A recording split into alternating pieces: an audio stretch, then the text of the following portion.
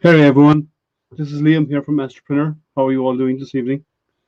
Um, I'm not sure if anybody's online yet, so I'm probably a little bit ahead of time, and that's okay. Let's see who decides to join us. So I've finally given in. I have I've finally given in to starting to print models. I've never done like the small figurines. Hi, hey Matt, how are you? Do you want to come join me? Here, let me share the let me share the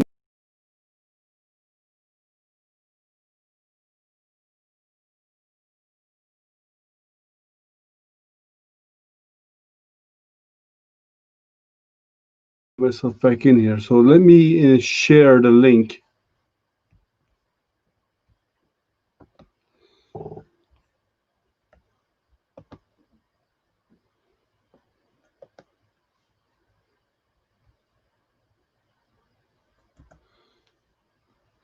So click on that. Come join me if you want.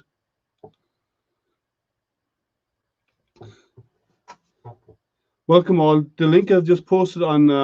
So if anyone wants to come in and join in with a chat, click on the StreamYard link. You come in and join me in here. So I'm not in here talking to myself.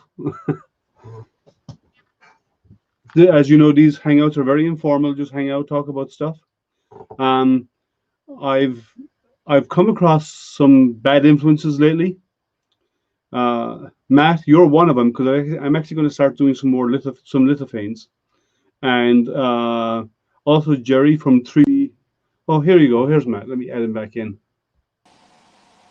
Hey, Matt, how are you? Hey, how are you? Yeah, I'm fine. I'm No good. audio.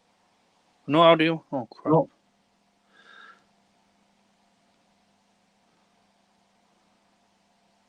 Hello?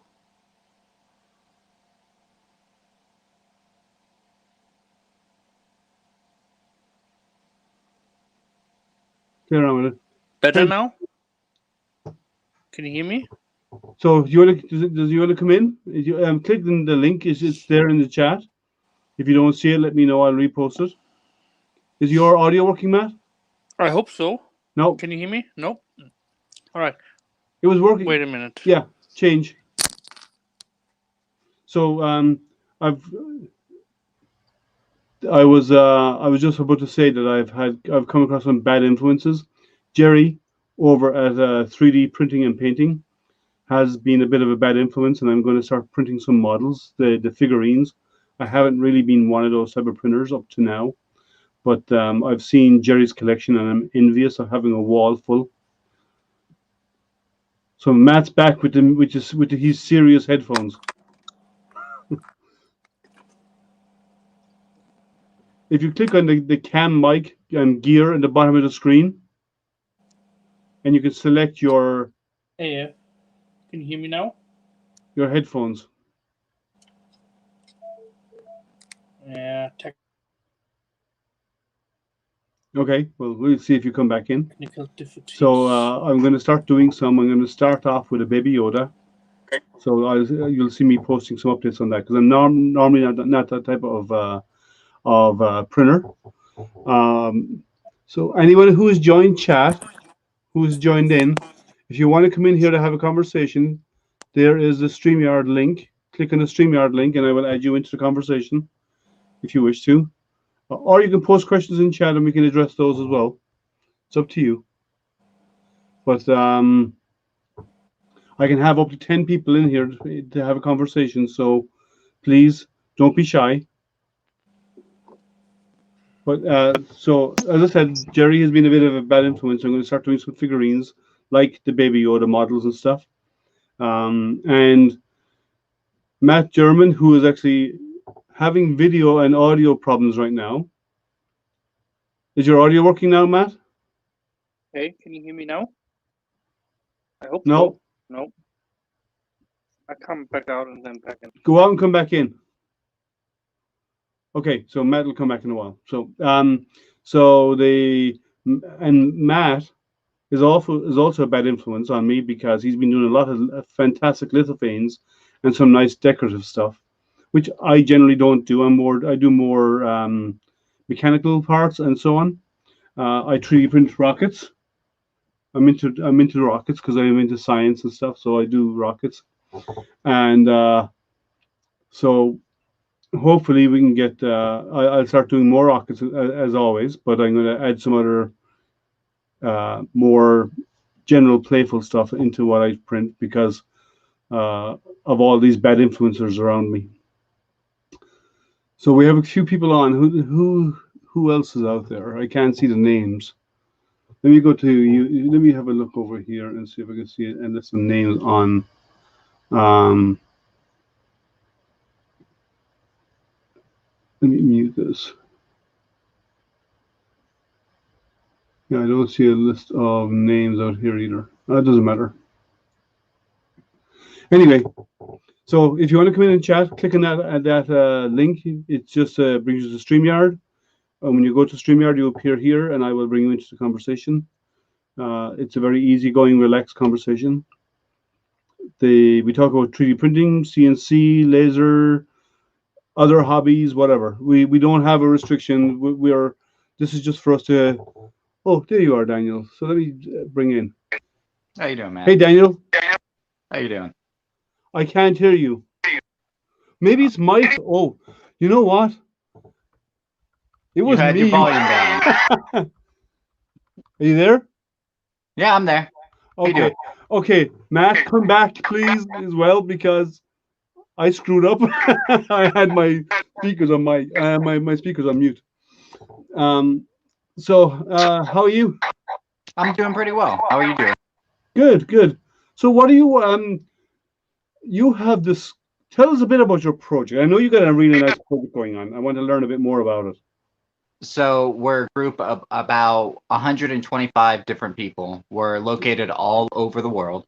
What we're actually planning to do is break the Guinness Book of World Records for largest 3D human print. What we're Okay. going to do is each print a piece of the unit, ship it over to Ireland to be erected at the Peace Bridge, probably end of February, mid-March. Cool. Maybe Saturday. So who has created this model and split it up, or how is it created? So Kieran, co-founder, who's probably watching the stream somewhere, right? He has a 3D scanner. We had a wee bit of trouble with the 3D scanner at first. It had a messed up lens. He had to get it shipped back in, and he had to redo the scan. But he scanned one of his local nurses in Ireland, and we have a few people working on the back end to finalize the touches on it. But in turns, it's pretty much fully scanned. And we're going to ship it out to all of our people and have them all create the piece and break the Guinness Book. So are you slicing the model up into little pieces, and each person will print a piece, or? So Lebanon's slicing software, me per se, do not have access to it. The man with the scanner does. Okay. Hey, Matt, how are you?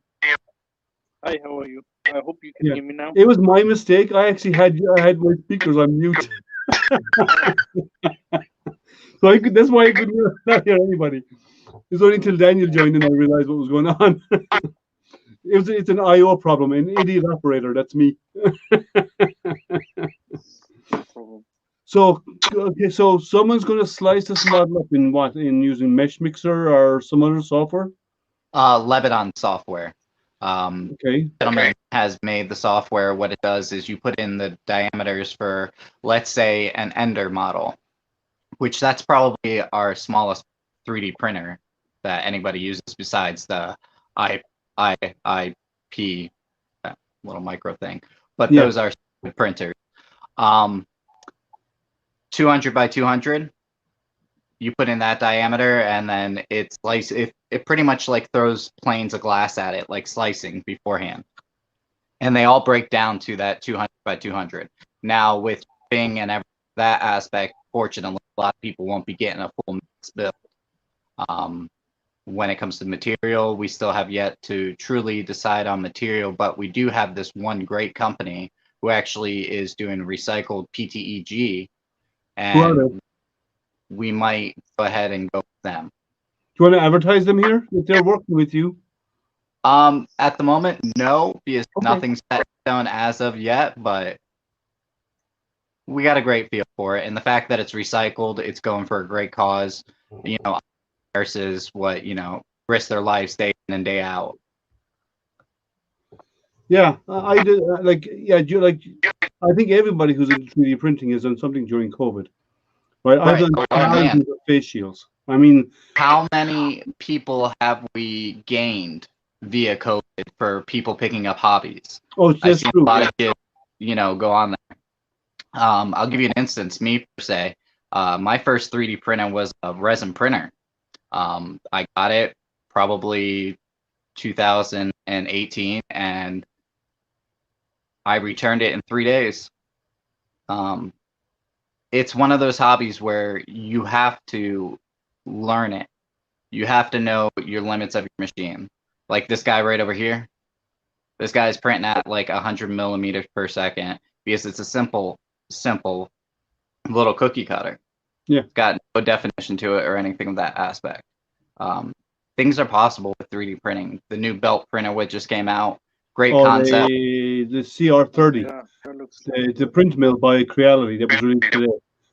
Yeah, it's a great concept. It's a great thought. The fact that it uses linear equations to produce the 3D print over and over and over and over again. I mean, we see some of our Ender models going for the linear as well. That is a great leap in facts of, you know, 3D printing in general. I agree. I'm going to say 5 months from now, our community, just community of 3D printers of people picking up the hobby. My wife likes to call it a fancy hot glue gun machine. Okay. Well, it's basically what the FDM is, right? But okay. We're going to see a lot of growth and a lot of growth between everybody. So when it comes to community, if somebody asks a stupid question, don't care if 20 other people have asked the same question. There's no such thing as Answer it. stupid questions.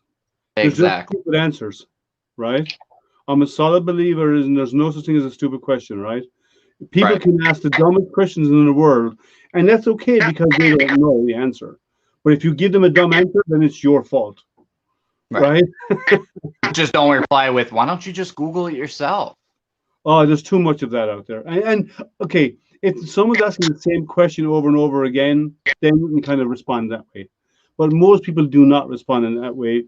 And people who respond on like there's lots of forums. I'm a member of so many forums. Like it's stupid how many I'm a member of, right? On Facebook and even some BBS, right? Yes, there still is such a thing as a bulletin board. They still exist. But not many people use them anymore. But I'm a member of a few, right? And there's too many people out there giving bad responses to, and it puts people off, rather than encourage them to learn and encourage them to explore and figure stuff out and guide them. And the outcome is people turn away from 3D printing or return their printers. And but there's also the aspect, in my point of view, there's people who get 3D printers and they think it's like a desk jet that you plug it in, link it to your computer, and just print and go. It's not like that because there's a learning curve involved. You have to fine tune it, you have to optimize it, you have to learn what works best for your printer. Because every printer, despite what comes out of the factory, all look the same. It all has its nuances. It all has variations in temperature in the nozzle. So you'll have to optimize the print based on your material and its color and its print and material type and your printer, because you could have two Ender 3s or Ender 5s or Sovals or whatever else side by side. One will print perfect at 200 degrees for PLA. The other will need 205 degrees, and they're the exact same printer. Yep. Exactly what, like this guy right here. He it's printing at 173 for the PLA. Yeah. Still don't understand, but You were I going to don't. say printed 215. You print 215? Yeah. PLA? Yeah. Let me bring Matt up. Especially for lithophane pictures, it does really well because the layers are smooth and you don't have separation issues, between the layers because it Oh, so sticks more together. you probably print a little bit faster as well because you're at a higher temperature.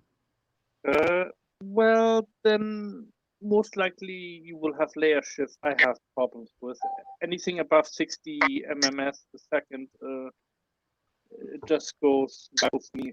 So, Okay. I keep it running about to 40 to 50, and it works really well. And patience is a virtue, I say.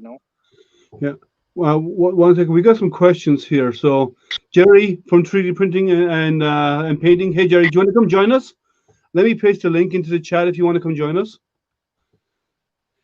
Jerry is one of my bad influences. He's been a really bad influence, and I'll tell him about it in a moment when he comes back in. So, Noguera, 1982 says they do 215 for first layer and 210 for PLA.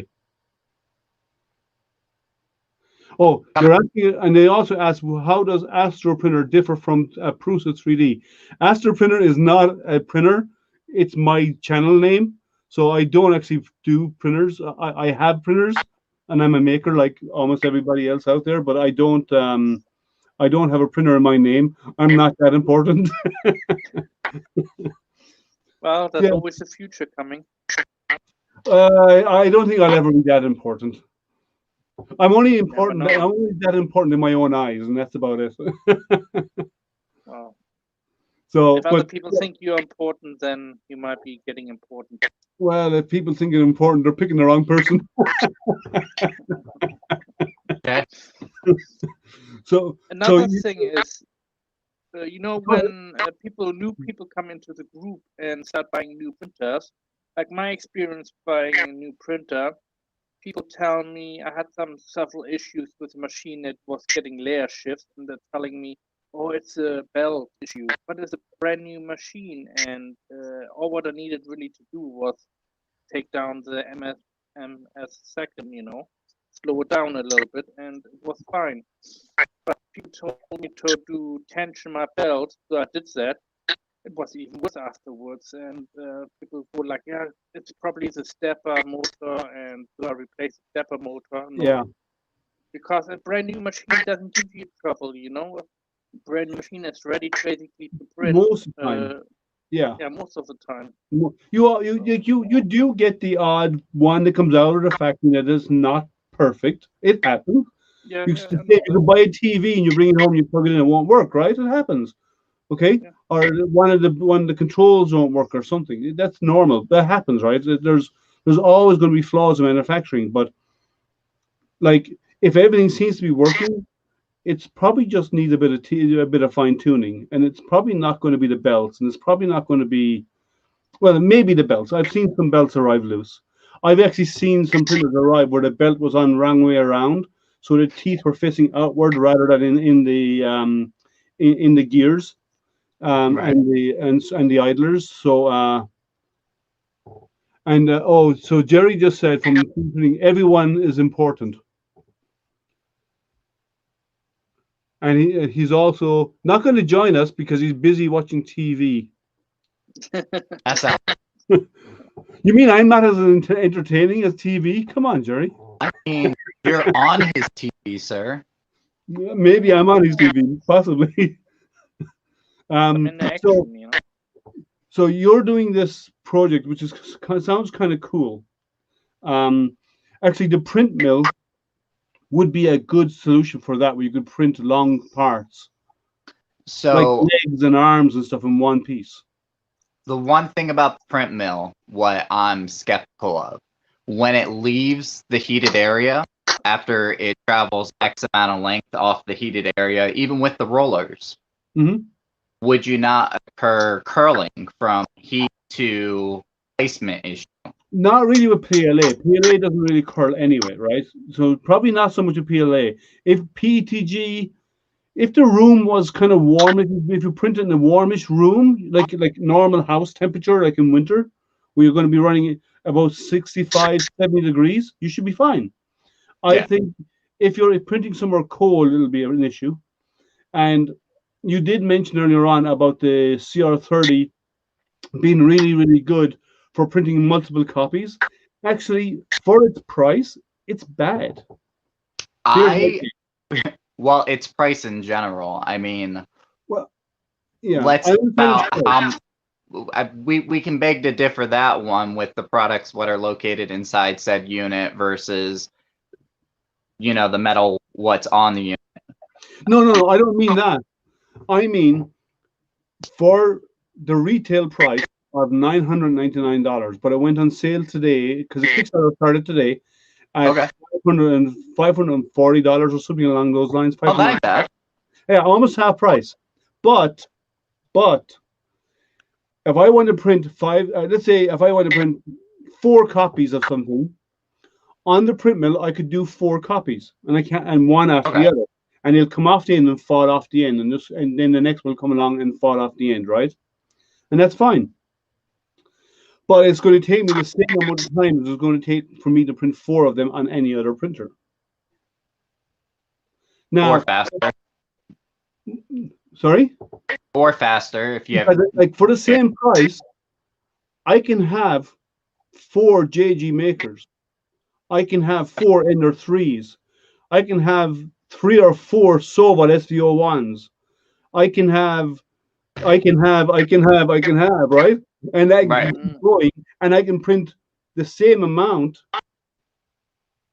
or so I can print 4 times the amount at the same speed that that one prints one.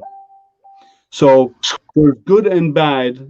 There's I mean, if you want to print really long, like with like for the Ender Z, it's a great. Like if you want to print a full size arm, or if you're into doing like let's say if you're into printing armor or whatever, and you want to bring a long arm piece and you don't have a bed that will print that, that would be good for doing long parts like that. Or if you printed the armor as one piece with the hinge, and you could do an in place print, yeah. and the hinge would move afterwards.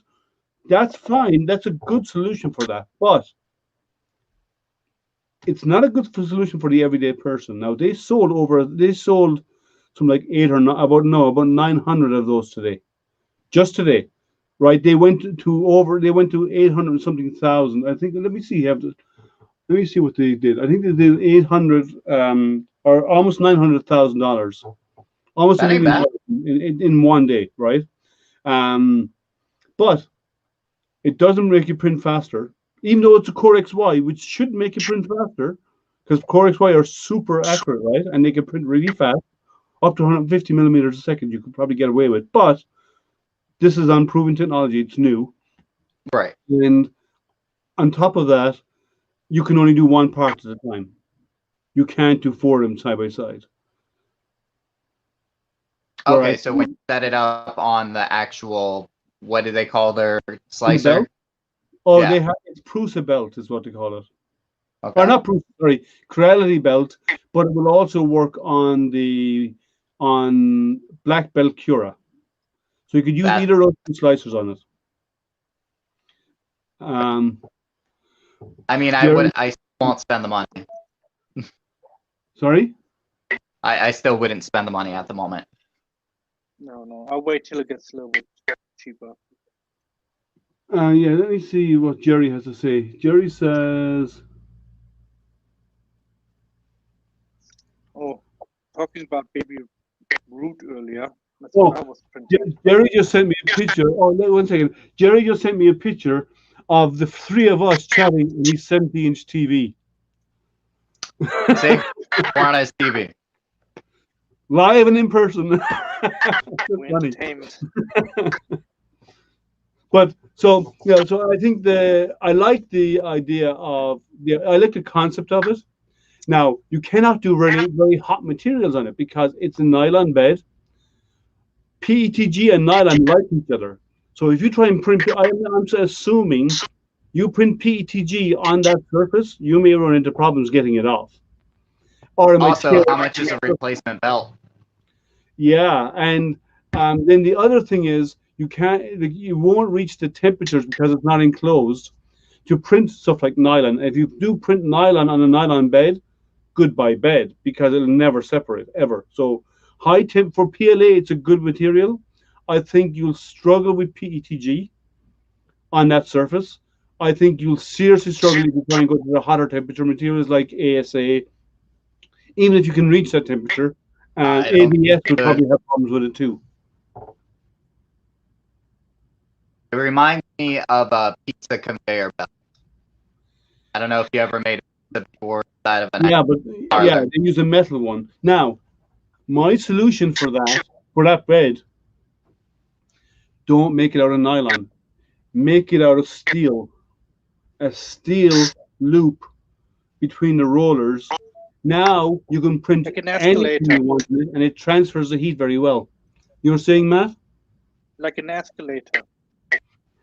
Correct. Well, kind of, but this will be a solid, flat piece of stainless Yeah, steel, very, very thin stainless I steel mean, loop. escalator gets flat. I mean, it's just Yeah, how but you design it, the you know. problem is you have gaps between the steps, right? Whereas if you use a sheet of flat metal, right, in a loop, a permanent loop that you can actually cut out, right, and stretch that between the rollers, and then you can put you could put your release agent on it, your hairspray, your glue Right. stick, whatever you want. You could put Kapton tape on it. You could put down the painter's tape on it, whatever you want, and print to your heart's content. And there's nothing going to stick with the bed and damage the bed.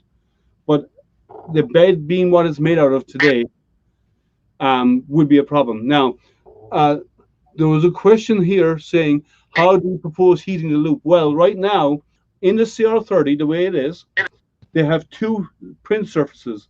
The one at the back where the print head is, where the print head moves, that's heated underneath the belt. So it moves really slowly and heats up as it approaches the print head. And after that, the second part of the platform in there are two separate beds in there. The second one is not heated. So you now, and nylon does not transfer heat very well. It's a bit of an insulator, but a steel bed, very thin metal steel, like stainless steel or whatever. Um, a steel bed will transfer heat really well from the bed underneath it. Hey, I little man, believe so.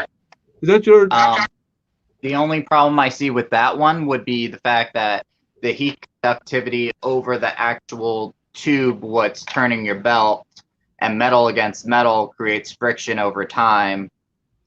Well, that's why you put some. Well, that's what you. But you can treat that. You can treat the surface so it won't. Um, did he send me another PM? I'm sorry, Jerry has been busy chatting. No, okay. Let me just go back. Anyway, so I think that's the way I think that would be a better solution, and then you can actually coat that with Kapton tape, or build our painter's tape or wherever you want, and it wouldn't matter. And like you could coat the bed underneath it with a tiny thin layer of ceramic, so now there's no friction, and it transfers heat very well, and it doesn't wear, it won't really wear that much. So there's ways around it, but not hot. I think PETG will be an issue. I think you'll see complaints once they start shipping. The Once it's a metal belt, will be really loud when it moves. Actually, it won't. I don't think a metal belt is actually quite very quiet. A polished steel belt. I'm not talking about individual links. I'm talking about actually a flat steel loop. Correct. That will actually make very little noise because it's only rubbing, and it's taut, so there's actually no movement in it whatsoever. Now, I also saw other people printing on that, and the other people who are doing some of them testing with it, like Joel over in Seattle on 3D Printing Nerd, and a couple of other people. When they're printing at 45 degrees, when the print head moves up, it pushes against the part, and I've seen the part tilt.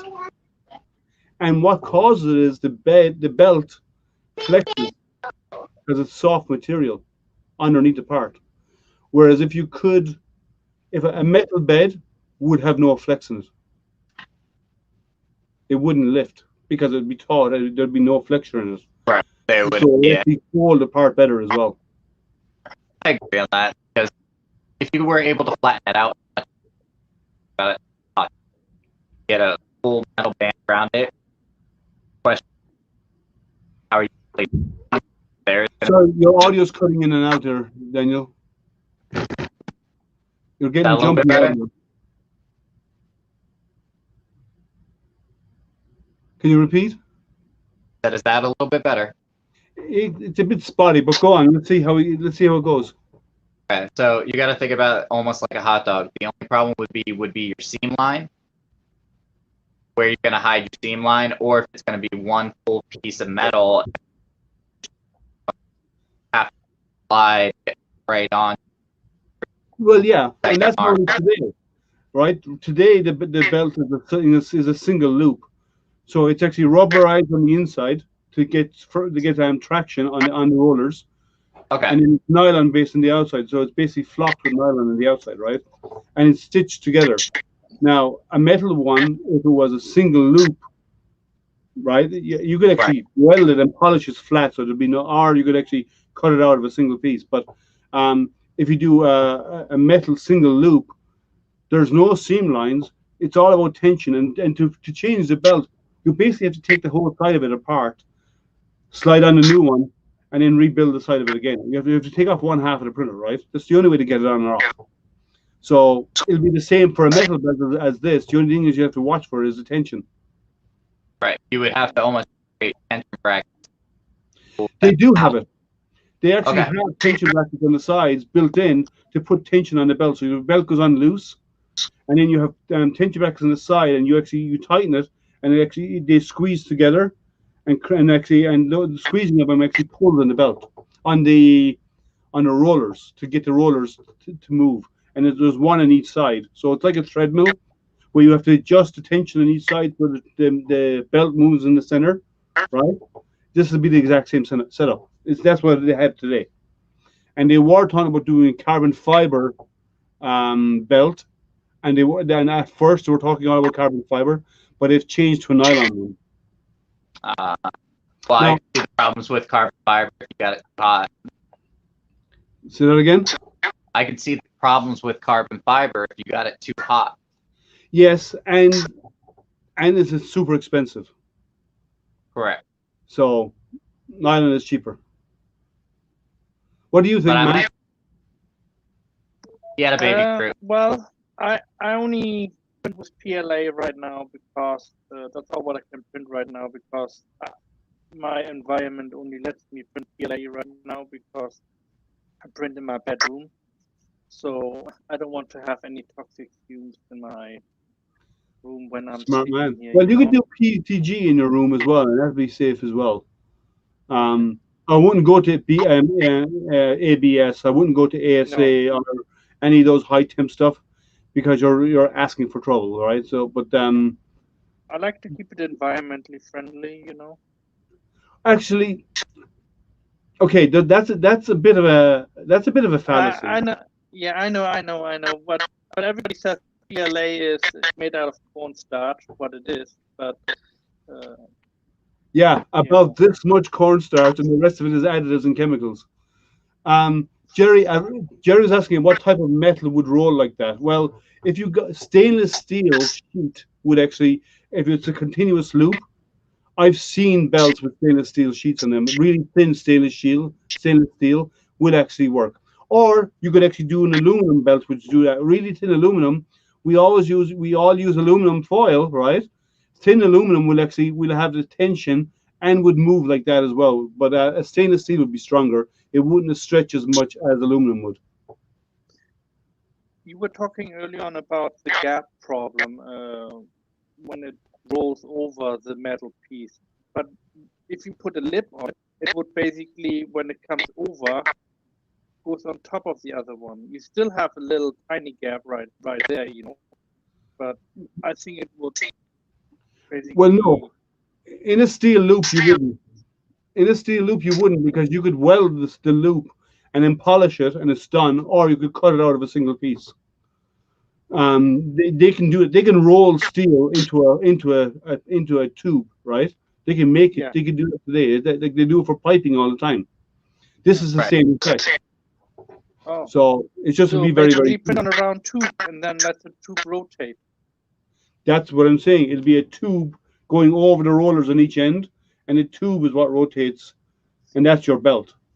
That metal would be tube. really interesting because you could extend on the width and have multiple print heads to do the multiple job, and it would do the same thing as the unlimited belt action. So if I you was have like thinking of five, an IDEX version of that. you know, like 5 printer heads, and Well, I wouldn't do then that. separate. I wouldn't go there because you're basically running 5 printers in along the same belt, and they have to be in perfect tandem. And you have an issue with that running that. You don't have a board that will run all of that in one go. So what I would say is, I think on the CR30, an IDEX version of the CR30 would be kind of nice. Yeah. I've seen someone do a metal bed and they use Kapton tape to join the 2 sheets of metal, and that can work, right? Well, you can go below the stainless and above the aluminum foil and straight use tin. I mean, tin is what all your cans are made out of. I mean, it's thin enough, it's bendable enough. And then to his 5-point heads, I do see within the near future, probably the first couple of people that get the CR30, you could probably dual head it if you do thin enough prints. That's what I was saying, IDEX. Right. An IDEX version of it with dual independent extruders. Then you can do copies side by side. You can print 2 items at the same time on an IDEX. Now you would have to make its X wider because it's kind of narrow. I right? mean, For a yeah. big printer, it's kind of narrow, so you'd have to make it wider ideally to make real use of an IDEX. But you could do that. Yeah, Jerry was agreeing. Jerry said you could tape over the gap as well on those belts if it's not in one piece. So as I said, I saw somebody who did it, and they used Kapton tape to join the two ends of the metal. But Right on top. You can buy belts as a single loop of metal like that also. So there are options out there. But I think it has its place. And I think if you need to print something really, really, really, really long, it's fantastic. But if you're printing, if we were to use it for the project, yes, what we would do is we would slice it at the maybe 150 high and just run sheets. Just run sheets all day. It would be easy to place together. Do it like Legos. Oh, you mean slice it lengthwise and then print a strip? Correct. That would work. You could do that for that project. Like that would actually create great art pieces too if you did a thin enough strip. If you did like a 10mm strip of whatever you want, you can create a whole wall surface. Yep. Yeah, you could do a lot with it. Your mic is not up. Yeah. I see it. We hear each other, so it's not me this time. Your headset died. Yeah, maybe your batteries are dying or something. Go back to the other one. Go back to the iPhone headphones. Now it works. Mix it up. So I was saying I think there's a lot. They can do a lot, but I think people are thinking, oh, I can print multiple items on this in one, and then they'll just keep printing and printing. And yes, you can, but in reality, better now. Yeah. Yeah. Oh, yeah. I can hear you perfect. Yeah, but multiple printers can actually do this. Will do more work in the same amount of time. So you're talking to a guy who has paid more than $100 for a printer. Sorry. My idea was because I seen it in the embroidering from a company who does clothing, and they have like a machine. It's like a printer, but it does stitching, And I think the same type of technology you can use on a multiple platform in width form, like what we talked about on a reel. So possibly. No, the next big step. Yeah. I think the next big step, the belt is a good idea if you want to print long. Yeah. It is. But I think the next big step is what Jerry said, the hypercube style on frame, dual heads, belt run left to right as prints. Yeah, but I think the next thing is non-linear printing is the next thing that we need to master. Because right now we're not doing 3D printing. We're doing 2.5D printing, right? Because we're printing in 2 dimensions and we're coming up a little bit, but it's not really 3 dimensional, right? So Right. non-linear printing, I think, will be if someone comes up with a 3D printer that aces non-linear printing, that will be the rock star of the 3D printing world. Because you not only print slices to build a layer up. Once you build up your layer, you'd have to have a long nozzle that's heated. But non-linear, you do your slices as your base, and your support. And once that's done, you then print and follow the curve. Right. Oh, what happened there? He left. Okay, he must have had problems. So yeah, non-planar. Sorry, yeah. So non-planar is really cool because you can actually follow the shape. So your print surface would be perfect. Right. Well, I would have to think that it would be not your standard, 3 pieces. It would have to be along the lines of a carousel model where it hangs and dangles in the middle and it's controlled by the wires. It wouldn't come from a metal frame. I'm not sure I follow. So we all know there's the like Delta where it has the hot end sitting in the middle Yeah. and it's controlled by the actual wires where it lifted up and stuff like that. For non, I would say it would go along the lines print better on those machines other than on these. Yeah. Gaurav, I've actually seen that, and it is kind of cool. And it was very beta code made out of the firmware was beta code created by a university student for I think it was his master's or his PhD degree. So the code is out there, but it's very basic, and it requires a lot of tweaking. But yes, it's out there. But I think if we can get the non-planar 3D printing working on a larger scale, that is the next leap forward. Now, there are companies out there who are doing multi-axis 3D printing, and they basically use a robot arm with a printhead at the end, and the robot arm can actually print in any direction. And Yeah, I had some similar idea about that. I talked with Spring about that. yeah, they have it. No. There's one or two companies, but these are $500,000 worth of a robot arm with a super specialized slicer only designed that'll work with that arm, and it creates specialized code. And it's basically what you're doing is it like must a be Delta built on in, steroids. Yeah. like what the resin printers have, built-in slicers. Well, no. This would have its own. Well, resin printers don't have built-in slicers. A resin printer uses a slicer. Again, it creates layers. It's the same as Yeah. 3D printing. It's just that you print the whole layer on one go on the resin rather than laying down filament in a string. But the non-planar is cool, and but the big thing I think that's coming for if non-planar would be great for us home users. But it means a redesign of your printhead, complete redesign of your printhead. The next thing would be in the industry is the robot arm printing in all directions. So it has a fully multi-axis dexterous arms that can actually rotate in any direction, and that does the printing. I think that's the next thing for the industry.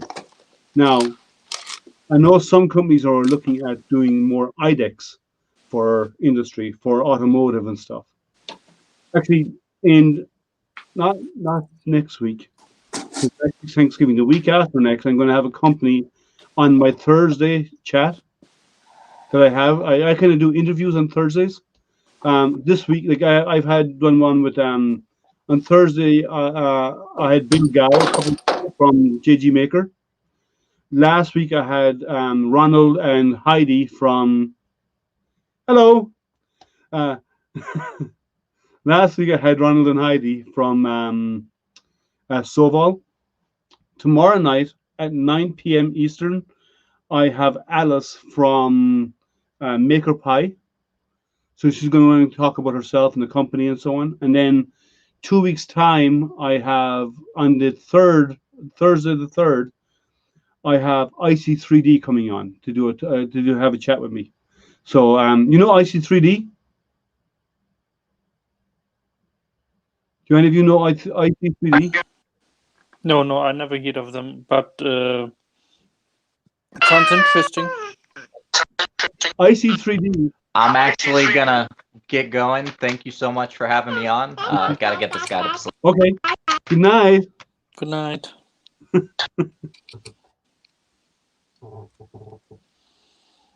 Well, I've been working on my route while we were talking. Oh, you're doing a bit of a cleanup on it?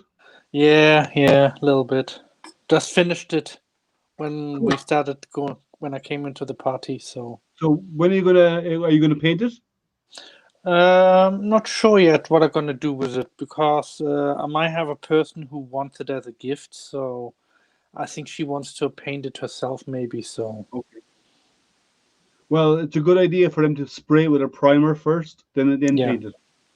Yeah, but the primer does take a lot of lines Not away. if you do a primer, not a filler primer.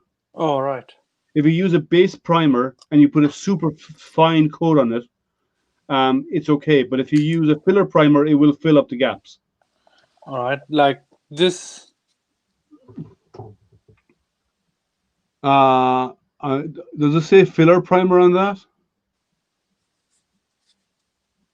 If it comes out, if you spray it and it's thick, then it's probably a filler. If it comes out really wet, then it's not and it comes out really smooth, then it's not. Yeah, I'm just getting into painting, so I have no knowledge really. If we're putting on paint, I mean, you start to spray off the part, and then spray over it, and then spray over here, and then come in. Don't start on the part because that'll leave blobs there. Start and brush past it. That's how you spray. Okay. Because if you start on the part, the first lump of that comes out of the nozzle is going to be a blotch, and it's going to stick and be a big lump in the middle of it. So you don't want that. What I do is I shake it first, and then I spray it on the side. Yeah. Do I hit nothing, and just plain air or cardboard I hit, and then I take it over. Yeah, pass over, and don't spend time with it. It's kind of a fast movement. Multiple light layers is better. Won't fill it. If you take your time, it'll fill the gaps. You want to put on a small, tiny layer. I use an airbrush. I don't paint much, but like stuff like this. Yeah, that looks brilliant. That's airbrush. So the amount of paint is on that is super, super, super, super thin. And that's nice because it doesn't fill up the gaps. Because it's more air than paint that comes out of those things. So it leaves the most finest little layer on it. So it's good. I've been doing this. Oh, nice. Ram skull. Yeah. Is it glow in the dark? Really. Yeah, glow in the dark. For the face? Nice. Well, a little bit. I have to switch off all the lights. Yeah, it's a little bit brighter, but still you can see the green. So, yeah, I'm really proud of this one. Taken me a day to do. Nice. So, with 3 printers, of course. So I printed multiple, each part. One part does this printer, and one part does this printer, and then the head does the other printer, and it cuts down on time. Multiple printer. Pardon me? What printers do you have? DTAC A30 Pro. So all of your printers are the same? Yeah, all the same. I like to prefer the same because I can show you. Hold on a second. Let me switch my camera view. whoever's just joined, if you want to come in and have a chat with us, chat and come join us, just I just post the link in chat. Just click on that link and come in and join us. Nice. So how many of those do you have? You have 3? Yeah, I have 3. Basically, my thinking is if one breaks down, I can cannibalize one and use it as spare parts. So Yeah, well that works if you need to. because in the long run, they're gonna stop producing spare parts for them. So that's my Yeah, thinking behind it. but other than that as well, you must remember you're a maker, right? So you Yeah. can there's so many people out there who have jerry rigged and figured out ways to make one extruder fit the other machine and whatever. So I wouldn't worry about that too much. Yeah, I know, but I'm still a beginner. So compared to other people, I'm only 6 months in printing. But you're doing really nice lithophanes. I love your lithophanes. Thank you. Because we've chatted separately from this for a while. Yes. And yeah, their lithophanes are really good. And you, where are you based? Where do you live? UK, England. Okay, which part? Staffordshire. Staffordshire. Okay. Yeah. Well, I grew up in the island next door to I have yours. some technical difficulties. Keeps like. Really? It's better now. Yeah. Sometimes my mic. I don't know why. Maybe it's my connection. Maybe it's the bandwidth. Yeah. Yeah, it's better now. Yeah, as I said, I grew up in the island next door to where you are. Ireland. Yes. So that's where I grew. That's where I was born and grew up. So but now I'm stateside. I took the scenic route to get here. I went from Ireland to Germany, Germany to Singapore, Singapore to the US. Oh. So I took the scenic route. Similar to me, I went from Germany over to the Caribbean for 9 months, and then I went over to America, to United States, Los Angeles 5 years, 5 years Las Vegas, and then over to England. Jerry is making fun of us, saying, funny you say Jerry Ray, because that's his name. And we were talking about being in Germany, and German is your last name. So, well, actually, it's not my last name. Matt is my real name, but German is because everybody calls me the German guy, you know. So I said, okay, I just put German behind it. So, but you're not from Germany, though. Yeah, I'm from Germany. Which part? I'm born near Frankfurt. Oh, I lived in Wiesbaden. Sorry, you're breaking up again. So I lived in Wiesbaden for 4 years. Sorry, I still didn't get that. Oh, how is it now? Is it working? Yes, it's working now. Okay. I lived in Wiesbaden for 4 years. All right. And Gustavsburg also, which is not far from where they're all 30, 40 kilometers from where you are.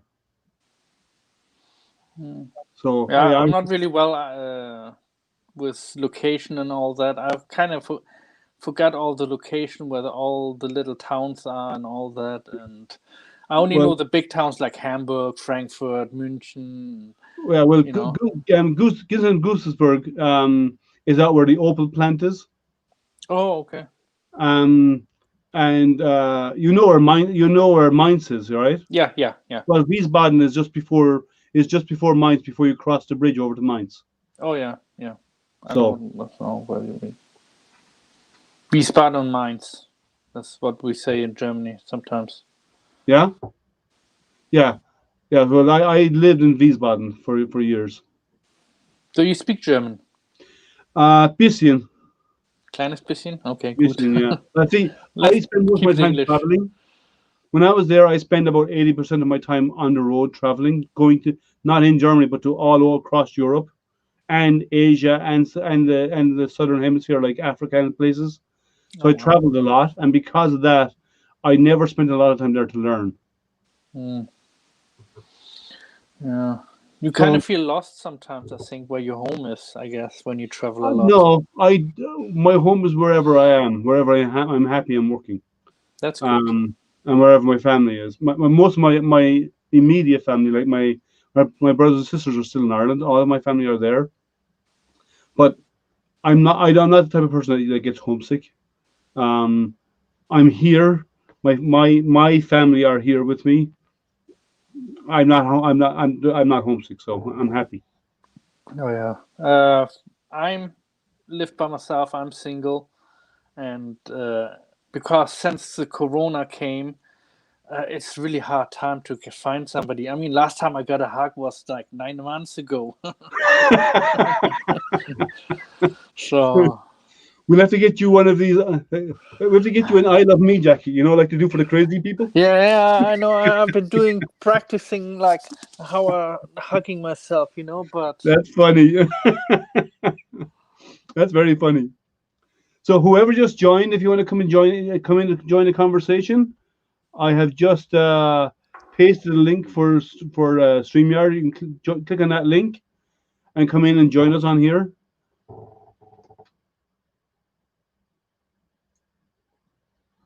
Okay. So if you want to come join us, please do.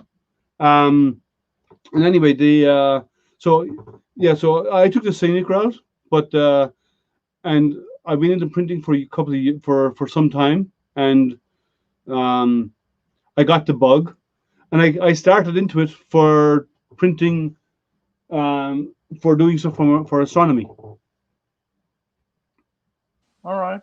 Yeah, that's astronomy is my main hobby, and I got into building stuff with my telescope, like covers for my eyepieces and stuff like that. Yeah, I've seen that. I've seen you print parts for it, and also that. Yeah, I've seen that. Pretty cool what you're doing. Yeah, but a lot of money what you spend on it. Well, it can be, but it can be. But if you want to do something, it's like I know people who are big into cycling, so much so, like their bicycle costs They're like $80,000.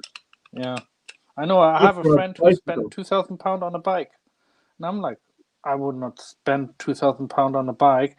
But he says, oh, but it only weighs 2 kilos, and I'm like, or 2 pounds, he said, and I'm like, well, a regular bike is maybe 15 pounds, but it works the same way, but just have to, pedal a little bit harder to get the 15 pounds, Yeah, and I agree.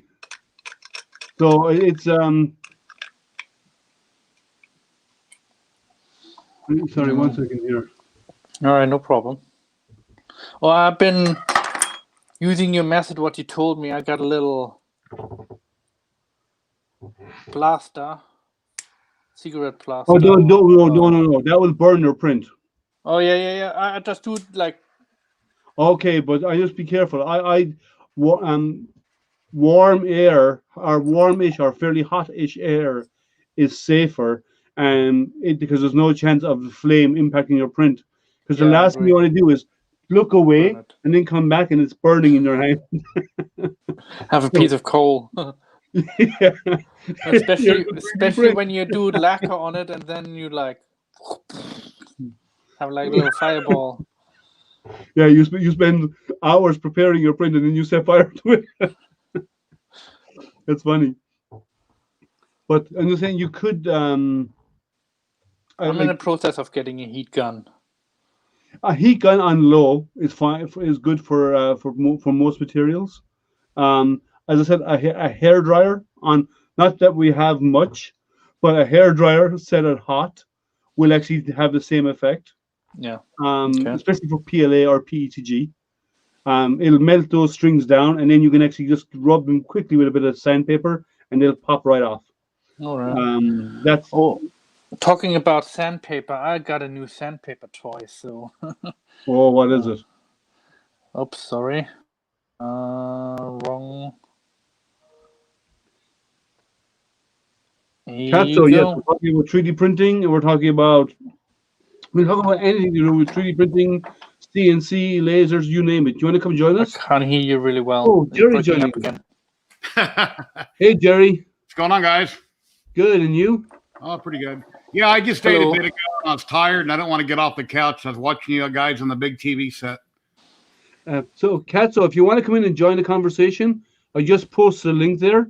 on StreamYard. Click on that link, and you can come in and join us, and we can have a chat rather than just you having to do typing if you wish. I just posted on Twitter for you. Okay, you post on your Twitter as well, yeah. Yeah. Thank you, Jerry. So yeah, so you can do so what show us your new sanding toy.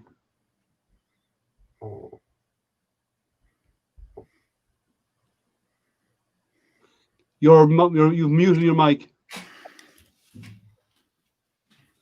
Oh, is that a Dremel? Oh, it's a Dremel with an extension, is it? Matt? We can't hear you if you're talking. Can you hear me now? Yeah. Yes, Okay, that works. cool. Yes, that's my new toy, and it is really easily. What took me an hour to clean takes me now 10 minutes to clean with that thing. Nice. And the only thing is, always wear safety glasses, because Here's otherwise you another get. tip. Another tip: if you're sanding with a machine like that, you own a vacuum cleaner. Yes, I do. I have it on onto your sometimes. bench. Tape the hose on the bench and sand with it on right up by the hose, because that will suck away all that dust, and you won't have it everywhere. You won't be sleeping on the dust. Oh yeah, I mostly cover my bed with a special sheet when I do that. But So use a vacuum cleaner, and it will save you all of that bother, because everything will get sucked straight into the vacuum cleaner as you sand it with the machine. yeah, I agree. Yeah, I do that. I always have my sander and my vacuum cleaner close together. Yeah, but if it's It's just on safe. but if the vacuum cleaner is turned on while you sand, the dust created by the sander gets pulled away into the vacuum cleaner, and it doesn't end up anywhere in your room, because you're going to have a lot of dusting to do in your house. Yeah, you don't. I do. Yeah, that'll save you. So how is the Ecto 1 coming on, Jerry? I haven't worked on it in like a week. I've been doing other things. I've been working on the hobby room and the laser printer, and I haven't worked on it. So maybe it'll be done in a couple months. I don't know. Yeah, the term jerry rig goes back, I think, probably way before World War II, talking about half-assing something, you jerry rig it. And that's a U.S. thing, I think, referring to Germans back in World War II. I'm of German descent. He's German. My last name is Knapp, like take a nap, go to sleep. So I don't know if you know anybody by the last name Knapp, K-N-A-P-P, but that's my last name. All right. Yeah. So let's do the rounds. Start off with Matt. What is your favorite print so far? My favorite print? Oh, good question. I do like making lithophane pictures, and sadly, most of my pictures, what I do, I donate them. So I never mostly keep my own stuff, and I do work with several charities together. And what I do is I take a picture of them and make it for them, and then give it to them, and they're basically sell it on to fund their foundation, you know. Yeah. And last time I did it for the Mia Foundation. I don't know if you heard of them. They're based in New York, and oh wow, those are really nice pieces. Yeah, they're nice. By Photo Cement. They're Really both clean. white. Nice. Freddie? No, this is Jason. Yeah, Jason. A friend of mine wants me that I do the mask, but it's really hard to find a good Jason mask online. Some resin prints. Yep, pretty. So what's your favorite print, Jerry? Well, I've got hundreds of models, as you know, and each time I print something at the moment, usually that's my favorite. That's why I downloaded it or bought it or was given to me. But I don't know. I don't really have a favorite. I have just a lot of them I like, some more than others. Oh, by the way, you're a bad influence, Jerry. And so is Matt. Yeah, yes, Matt, don't look so surprised. Everybody's a bad influence, you know. Well, that's why I try to show people what I got and what I'm doing. They're like, hey, he did that. I need to go do it. Hey, honey, look, I can do that. He did, see? And then, you know. Well, I don't need to do that convincing on my behalf, but I do I'm actually about to start printing a Baby Yoda. So I have never done figurines before. Oh, Frankenstein. Yeah, Frankenstein's monster. Yeah. I want to print that really big, like a life size, but I haven't done it yet. But I like to. So I'm going to start doing some models like you do, Jerry, because you're a bad influence. And Matt is the lithophane king. I've seen some of Matt's lithophanes, and they're fantastic.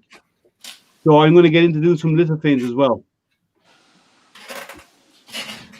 Yeah, I've done a few lithophanes, not that many. Here's one here, too. Oh, you painted that one? Yeah, a long time ago. That's nice. So the two of you are bad influences on me because I'm going to get into doing some of those models.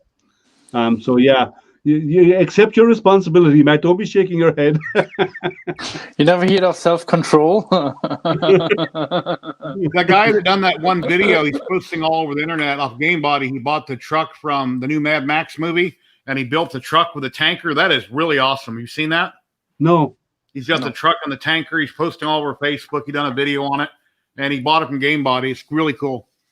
Yeah, I haven't tried. I haven't seen that one. My XO1 is 3 foot long if I ever finish it. You'll finish it. Because I'll bug you until you do. Yeah, well, I will. I'm waiting on money right now. I'm trying to get funds coming in so I can afford to upgrade my laser so I can fire it. I haven't turned it on yet. Yeah. But I put a vent in the wall underneath the table. I cut a hole in the table. So when the laser's sitting right here, the tube goes underneath the table and out. I don't want it to go up the wall and in. One, it's ugly. Two, if anything gets in it, it's going to run right down in the laser. And well, if you have a vent on the outside that that's covered, yeah, so it flows downwards, you should be fine. Yeah, it's got flaps. So it's like a dryer vent. It's got plastic flaps on it. And then on the inside of that tube, so bugs and stuff don't get in there, I was looking around. What do I have it small enough? Well, in the garage, I have an old fish tank with a net you scoop fish out with. I took that fish net and I just shoved it over the hole. And then I put the tube on it with a clamp. And that's a real fine mesh, so bugs can't get in past that and get into my house. That works. All you want is air to pass through it. Yeah. So Castro has a question. So what software do you use for preparing models? Now, that depends on what you're asking. If you're talking about creating models, there's lots of modeling software out there, some free, some not.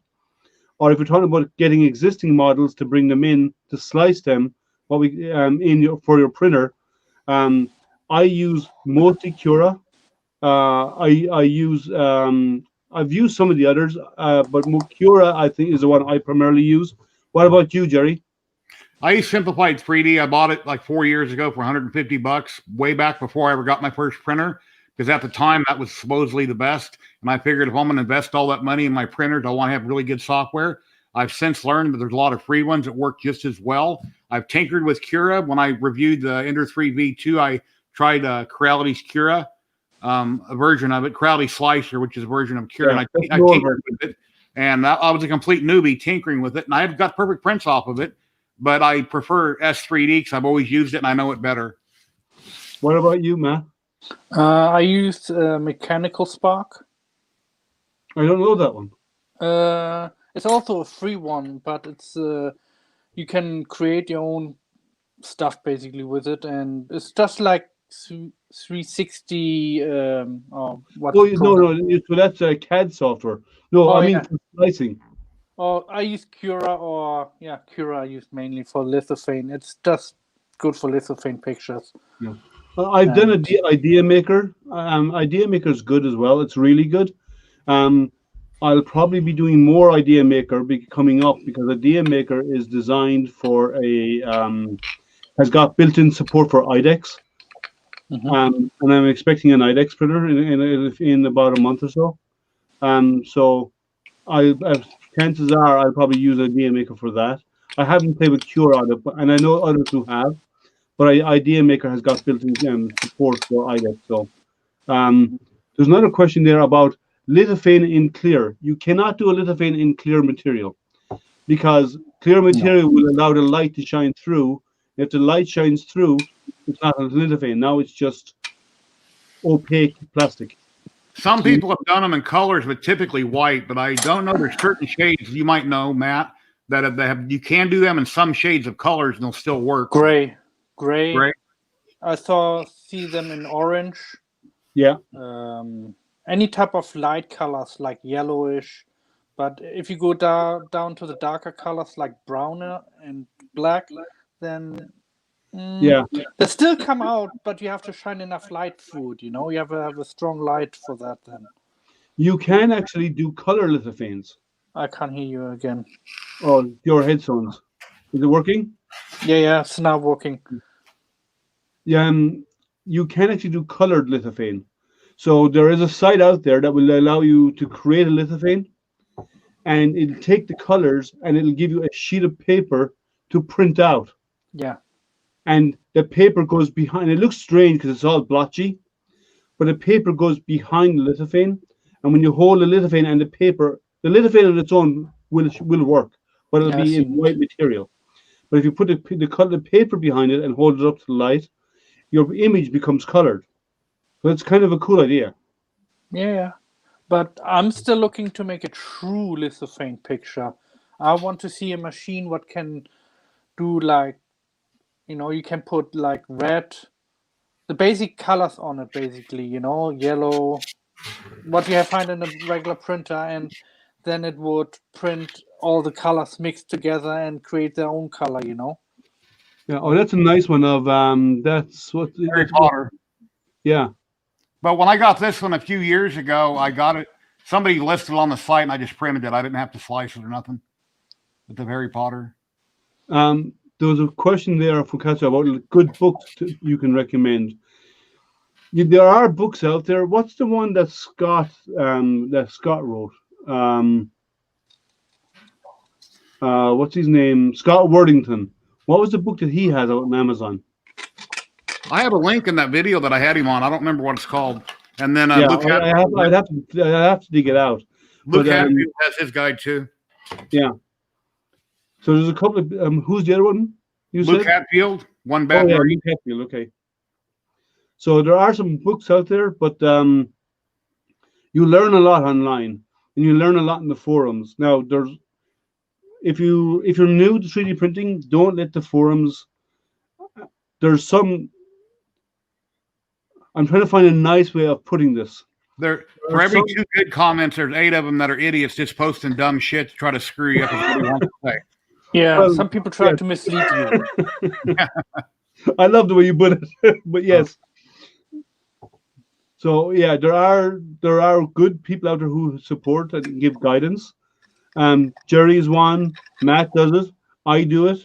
I'm on so many forums. It's crazy. Like most of you are. But and there's some really good what we call influencers out there. Like I would say Joel is really good. Teaching Tech is really good. Joel is actually 3D printing nerd. Teaching Tech is really, really good. I really like his stuff. Yeah, Teaching Tech is very technical. Chris Riley is very technical. What's the other guy? What's the other guy in Australia? Angus? Yes. What's his channel called again? I'd have to look. Yeah, I can't remember his channel. But they're really good. And I said, like, you can find any of us out there. We're happy to help. I have a new group called 3D Printing Help Desk. Jerry has one called 3D Printing and Painting. Your Matt's in my group as well. But we're also members of Creality groups and the Trunksy groups and the Soval groups and the groups you name it. We're members of most of them out there, right? So if you go to a product specific group, you'll probably find us out there. Makers There's also a Muse. really group called 3D Printing Noobs. Makers Muse. Makers Muse, that's it. I say if you have trouble finding people who you can trust, always go to the admin and they can advise you to go to the right person. That's a good point.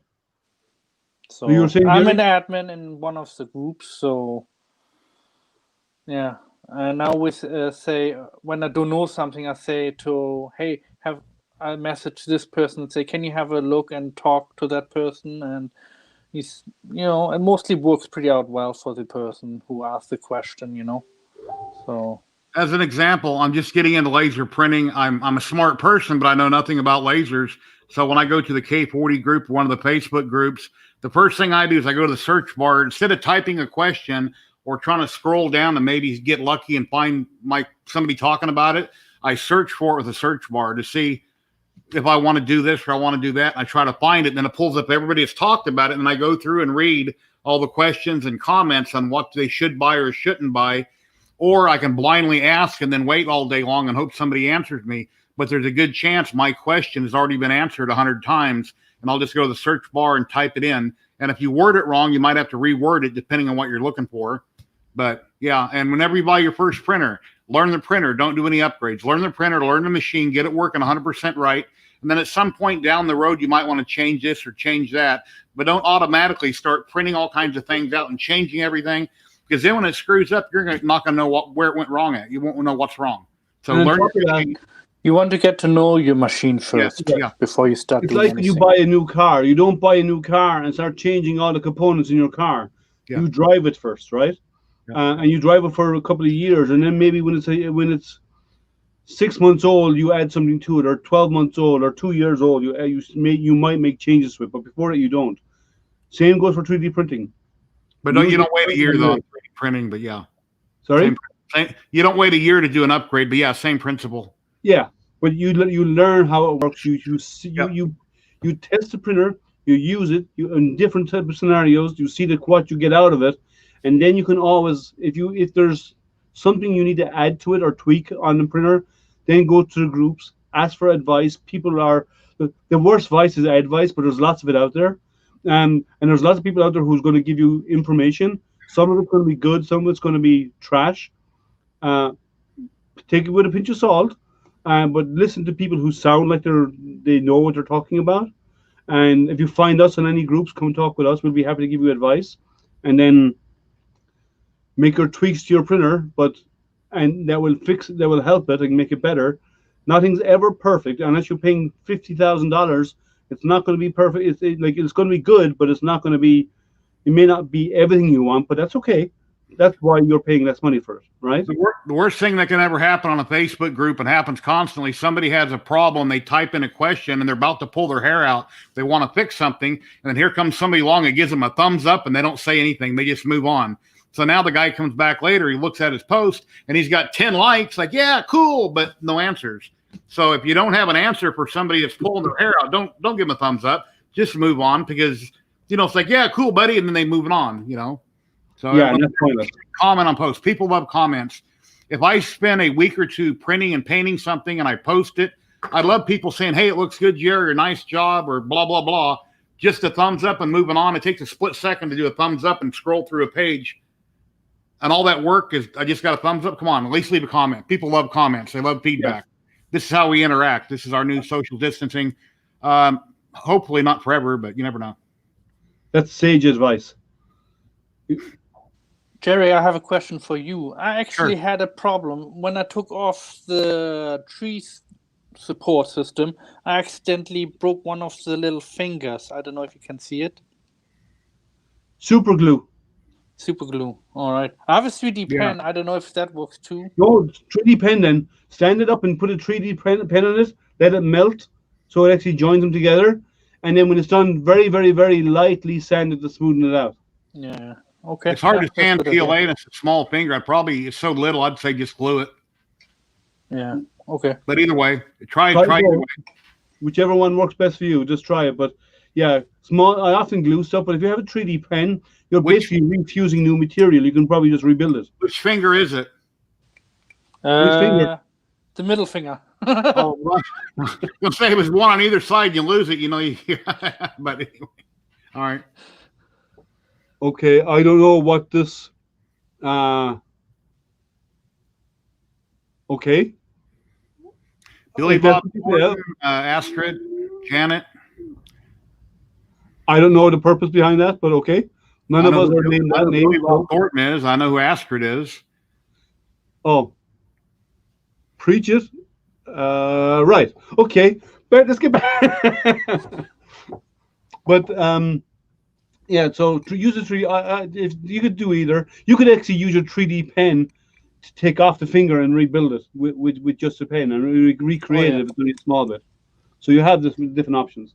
But I have a 3D pen. I tried it one time to fill a joint or a crack. I must not have got it hot enough. It looked like a blob on top of the plastic, and then I put it back in the box, and I haven't used it since. But I hear people have great results. I've seen people make cool models with them. Yeah, Yeah. you have to select the speed setting on it. If it's really slow, small item like the finger, you have to go really, really slow. Yeah. And because you have 3.1, 3.3, so I mostly put it on 3.1. Mine, I have a Graham 3D pen. Hold on, let me show you. I just got it actually because it's Black Friday, so it was on special. Nice. And it's excellent.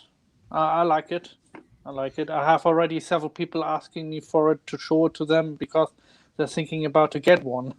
So I got Ziltech on next Tuesday at 12 o'clock p.m. Pacific, and they're going to be giving away a couple rolls of filament and a 3D pen in the live stream. I'm going to wait near the end of the live stream. That way people stick around for the whole live stream. Yeah. Yeah. Oh, you always do your giveaways at the end. Yeah. Yeah, they're going to be showing off their company and what they do down in Texas and stuff like that. That's Oh, cool. okay, cool. That's kind of like what I'm doing with the printer companies. Yeah. And then Nice. anybody that uses my code with them 24/7 3DHP at checkout, they get 15% off. Oh, sweet. And that's been going on for, I don't know, not a year, but almost a year now. So Nice. Yeah. I haven't built those relationships. But like I have some discounts and so on, some codes and stuff, but not an awful lot. as you grow on social media, at some point you can just start asking, and then they'll say sure. Okay. Katso has to go. Bye, Katso. Take care. So, yeah, well, it's not, I can ask about it, and then I know enough people out there. It's just, I haven't done it yet. I probably will start. I know I do have a Creality Wi-Fi box on its way to me, and I will give that away. I'll do a giveaway with that. Oh, it's not out in the driveway under your tire yet? Sorry? It's not out in the driveway under your tire yet? I don't have it yet. Okay. Oh. But there's one on its way to me. Under your tire yet? Somebody's got their YouTube on. Yeah. It's not me. Yeah, when you message me overnight, I wake up throughout the night and I have to go take care of business. So it happens a lot because I have a medical thing I had it done a long time ago. And I always get on my main computer and I check all social media. So Yeah. Well, I made a few comments to you, then I went back to bed. I know, yeah. 3 a.m. in his morning, he was chatting with me. Yeah. Yeah, I'm up and down all the time. And when my health was bad last year, when I had surgery, I was off social media for a couple months and I had no desire to do anything. At one point I felt like that was it. This is where I'm done. This is it. But I got better and I'm almost 100% because I'm the kind of person I go 100 miles an hour. So what do you guys think of, since there's nobody else wants to come in and join us, the link is there in the chat if you want to come join us, guys. There's a few people on right now watching. If you click on the link, you can come in and join us. It's up to you. But if you don't want to join us, and if you haven't seen it already, somebody else just came into the chat again. So I'm posting a link. If you want to join in the conversation, click on that link that you see there. Oh, that's actually me. That's actually me again with my iPhone, because I was trying to share the group. So. Oh, okay. So but what do you think of Kickstarters for 3D printers, guys? Soval did a big one today. They hit huge. They hit almost $1 million on the CR30. They'll break $1 million with it before the week is out easily, right? And that's the belt printer. What do you think of? And JG Maker did one for the Artist D. I know there's a few more in the pipeline coming. There's a small one called a Star A. I posted in the group today, Jerry, or in the group, Matt. It's a small little printer. It's like a Prusa Mini, but a smaller, lower end version of it. I'm Yeah, I assuming like that one. they're getting all their money up front that way, right? And then go to the boss and say, look, we have the money, we got the funding, now we can do this or not do this. I mean, Well, I don't think it's that though. Kickstarter used to be for companies who were starting out, yes. right? I need funding to start my project, to start my dream, to start my business. And then they take a couple vacations, you never hear from them again. That happens a lot. Some of them did that, right? Yeah. Now, in some states, that wasn't allowed, and the state went after them and got money back, right? There's a few cases of that happening because the state has rules against that. And not all states do, and not all countries do. But the bigger thing is, companies are not using it for that anymore. They're using Excuse it me as for a second. Sure. They're using it as a marketing platform. Like I know for fact, and if you watch my stream 2 weeks ago with what's his name, with Bill Gow, they made no money. They lost money on the Kickstarter for the RSD. Mm-hmm. But they got their name out there in a very, very strongly, and they now that they've made the mark and people know their name, and their printers are shipping this week. The first batch of them are shipping this week. Whatever they come up with next, it'll be associated with the name of the RSD, with the makers of the RSD. Hopefully enough people and the designers that made it, that they worked all the bugs out, so the one they're shipping don't have a lot of bugs, just like with the belt printer and the belt system, like a treadmill that can tilt or move like you were talking about. You know, how many people are going to get those machines and they're going to find out all these bugs, and the belt only lasts a couple months or 6 months, and then it costs $400 to replace it. And then, you know, it might just be another chocolate printer that people go, wow, that's cool. And it doesn't really do what you want. And printing at an angle, I don't understand. I don't see why it's got to print at an angle. It doesn't have to print at an angle. Well, it does, because otherwise it's the same. It's not really utilizing the belt. That's right, because it'd be moving back and forth. Okay, yeah, you're right. And the idea of it is to move it on, put on a layer, move it on, put on a layer, move it, and hence the 45 degrees. And then somebody took the Prusa Mini. I think I showed the video a while back, one of my live streams, where in G code it printed and then it would roll up on a belt, kick itself off, come back in place, start the next print. So if you had like a hypercube style frame, but I thought about that after I posted it, you could have two ends coming down, but then again, how does that X move? If the belt's right there, then have it kick to the side and roll straight off. But I don't know. I mean, it would completely finish the prints like normal, and then a belt would roll and dump them, and then it would start printing again, and then a belt would roll and dump them and keep printing again. You could do that. So, some people have even done it with just G code, because they've printed on their glass bed or whatever bed they have, whatever print surface they have, and what they do is they move the y-axis forward, drop the Z, move the y-axis back, knock the part off, come back, reset, and print again. but a lot of parts don't come off that easy. Sorry? A lot of parts don't come off that easy, and you just broke your model or broke your printer. Well, it depends on your print surface. Yes, it does. It's a big aspect of it. But if you know that your parts come off easy, so you let it cool down, you knock it off. So you don't do it hot. You actually let the bed cool down, so you get natural separation. Yeah, 42. Knock it off. Like your Y comes back, hits your Z, or hits your X, knocks the part off, and then it goes back, goes forward again, resets, warms the bed up again, and produces the next one. So that can be done in G code. I've seen that being done. And the code is not that hard, actually. The G code is not that hard. But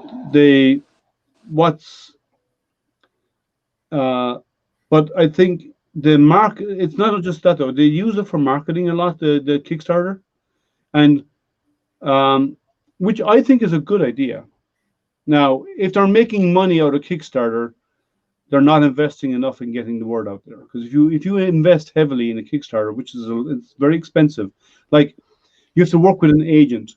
That agent has to work with if you're aiming at the U.S. markets or the Western markets, English-speaking world markets, you have to get an advertising agency to create marketing video for you. Now, and that costs a lot of money, right? You have the actors to pay for, you have the studio time, you have all of this, your editor. There's a lot of money involved. Do you have a K40? I do not have a K40. Okay. And then, so there is fees of everything involved, like Facebook advertising fees and all this kind of stuff. So there's money involved. But if you can get through Kickstarter and come close to breaking even, so you spend less on overall marketing because you make your money back from the Kickstarter, right? Let's say you spend $200,000 on advertising and all the fees and advertising on Facebook and social media, other social medias and all this stuff, right? Promoting a product. And then after the Kickstarter is over, you made $190,000 out of it. So you only spent $10,000 on advertising, which is not bad, right? And then now once you go into full commercial after the Kickstarter and you've shipped the backers their machines, now you're back into just making profit out of their machines at full price. So that's what they're doing it with it. That's what most companies are using it for. And there's more and more 3D printing companies out there who are doing it now. It's gaining momentum. Like Creality did it. I know there's at least 2 others coming in the pipe right now that are working on one. What's the third that you're broadcasting on? I don't recognize that symbol. Blue, white with a red dot in the middle. What symbol is that? Let me out. I'm stuck in your pocket. Say that again? That was my message on my phone. Yeah, what was the question you asked? The symbol, I see that you're broadcasting on Facebook, YouTube. What's the third one? I don't recognize. Oh, Twitter. Oh, Twitter. How the hell? I didn't know you could broadcast to Twitter. You don't go directly through Twitter. It's the Twitter feed is done through a third-party software called Periscope. So Periscope is Twitter's media feed, and then they broadcast live through that on Periscope onto Twitter. Could you use Kickstarter also as like I'm looking for sponsors for my charity work? Well, see, that's Kickstarter's not really for that. There is like there's GoFundMe and other groups out there for designed for charities. Okay. Some people use Kickstarter for it, but it's not really designed for that. It's really designed for the GoFundMe is someone donates you money, and GoFundMe as a company takes a small percentage of that money. They're not like YouTube who take 30% of anything that's. Did you know that if someone donates to you on YouTube, if you have Super Chat on YouTube, and you give someone $10, YouTube takes 30% of that. So for every $10 you give to somebody on a stream, and then they got to wait 3 months to get it because I got my first check the other day for the last 3 months, my first money ever. So I don't have enough followers on my YouTube. Yeah, you got 4,000 watch hours and 1,000 subscribers. Yeah, you need 1,000, and I don't have. So there's a couple of people on. There's 5 people showing. So I just posted the StreamYard link. If you want to come in and chat with us, please click on that link. Come in here and have a conversation and join the conversation. You're welcome. The idea is to hang out and share information and ideas. So if you want to, please do. But yeah, so. Yeah, I don't have that many subscribers. My channel is fairly new, but my content is very different. Like I like to interview the companies because they normally interview us. We've been on. Some of us have been on the GTech streams and so on, where they interview us, the makers. I thought it was a good idea to turn the tables around and interview them instead. So. So Jerry, tomorrow night I have Maker Pie on. Yeah, that's what I thought this was today, and then I realized you didn't post a link. And I made a comment, and then I realized that today was a hangout, and she's on tomorrow. Yeah, so she's on tomorrow at 9 o'clock my time, Eastern. Yeah, once in a while when you post on my group, you post twice in a row, and I go back through and I delete one of them. But I don't know why it does that. I don't know, but whenever I see them, I usually delete them. Yeah, and I've seen that several times too. Even in the Helps Desk Club, you do that too. Yeah. Okay, I have to figure out what's going on there because it's weird. Because I actually I shared the same link to your channel to your group as I did to other groups. Go back and check them after you post them and see what have your post popped up, right? Sure. Because what happened on your group, there was no link. on every other group I included, the link was there. It was kind of weird. But yeah, so tomorrow night's one should be interesting. And I know there's a Kickstarter coming there in the future with MakerPie, and I've heard of another one that's coming down the line as well. I only heard of it today, and there's another company out there going to be doing a Kickstarter.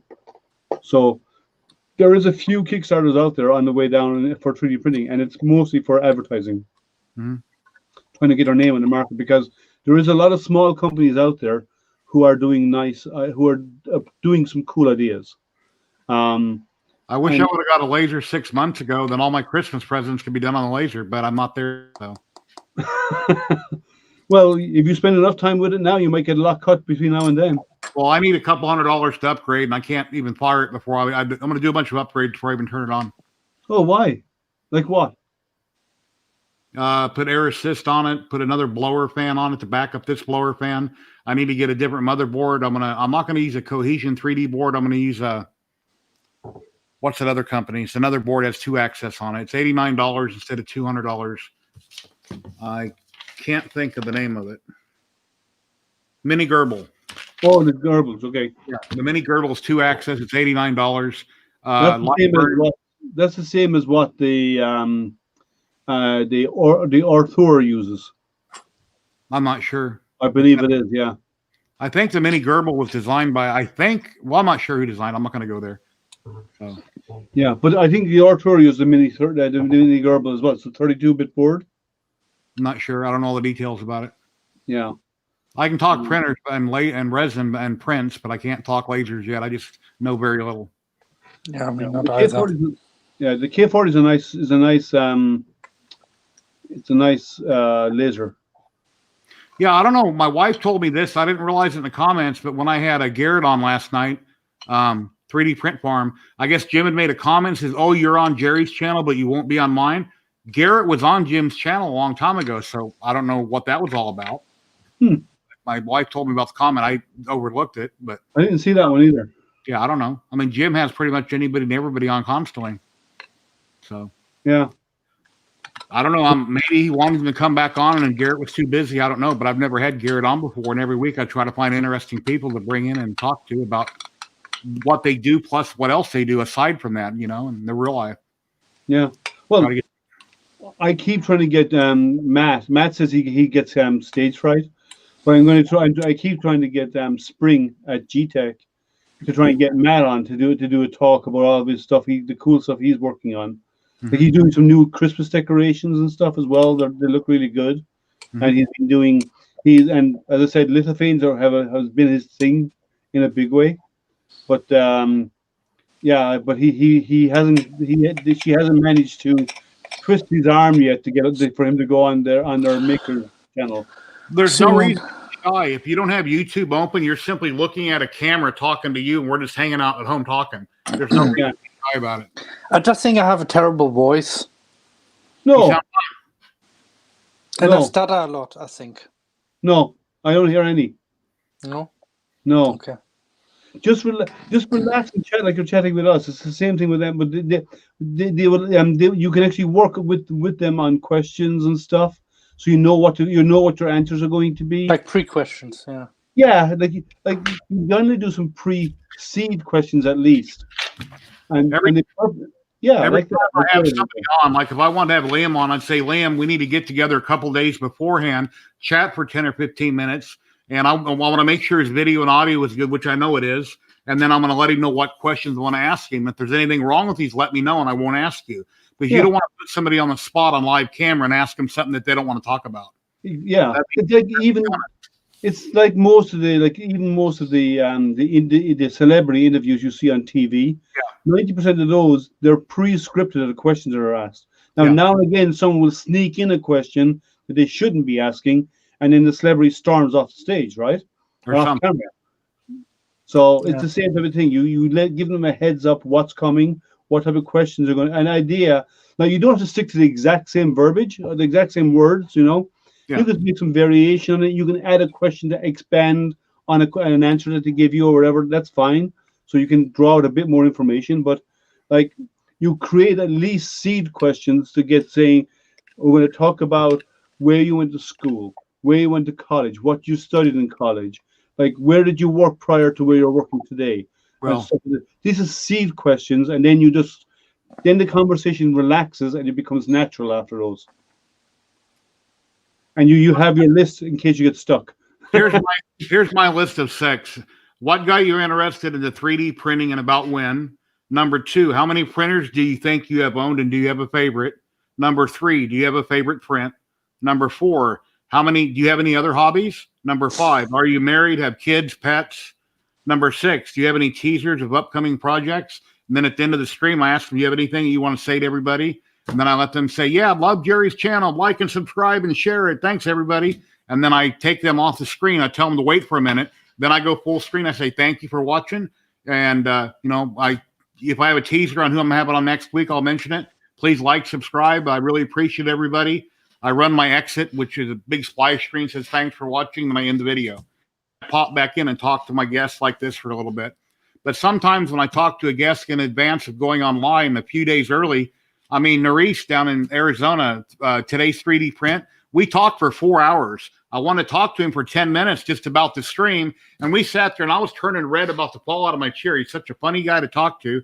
And, social distancing like this, we just were going on and on and on. And we talked for like 3 or 4 hours. Anyway, that's a lot of fun.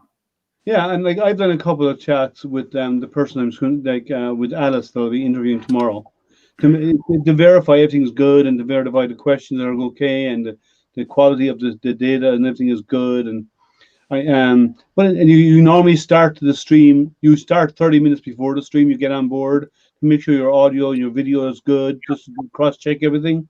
But it's just a chat, right? It's like you're talking to any of us. Yeah. Like you've seen those conversations. Some people are good, some people are not, but it doesn't matter. It's all about sharing your experience and not being worried about it. Just think you're hanging out with us. It's like right now, we don't know we're live unless we see chat. Somebody pops up a question. But whenever I go live, I try to constantly answer chat or throw it on the screen. That way that person knows they're being recognized and they appreciate that. When you ignore a comment or you don't throw it on the screen, like for instance, if Facebook was to say something in chat, YouTube would never see that. So we have to throw it on the screen. That way each other can see each other's comments. So other than one guy saying hi to this guy, if it's referred to the stream, I always try to throw them on this screen as much as possible. So, you ever thought about to get a second person to handle that job for you? They would have to log in an account to run StreamYard. You're jumping from one menu to the other. You're clicking on the screen, like a comment like he could do right now. But if he wants to show a picture, he's got to click on a different tab and go find the picture, pull it on the screen. And it gets to be kind of much. So in order for a second person to help you, they would have to log in with your password to StreamYard and do the same thing you're doing. And then when we're a guest, we can't leave a comment to chat unless we have a second window open like I do on my other monitor. I can go comment to YouTube right now. Or I could have Facebook open and comment, but I can't comment in StreamYard if I'm a guest. Okay.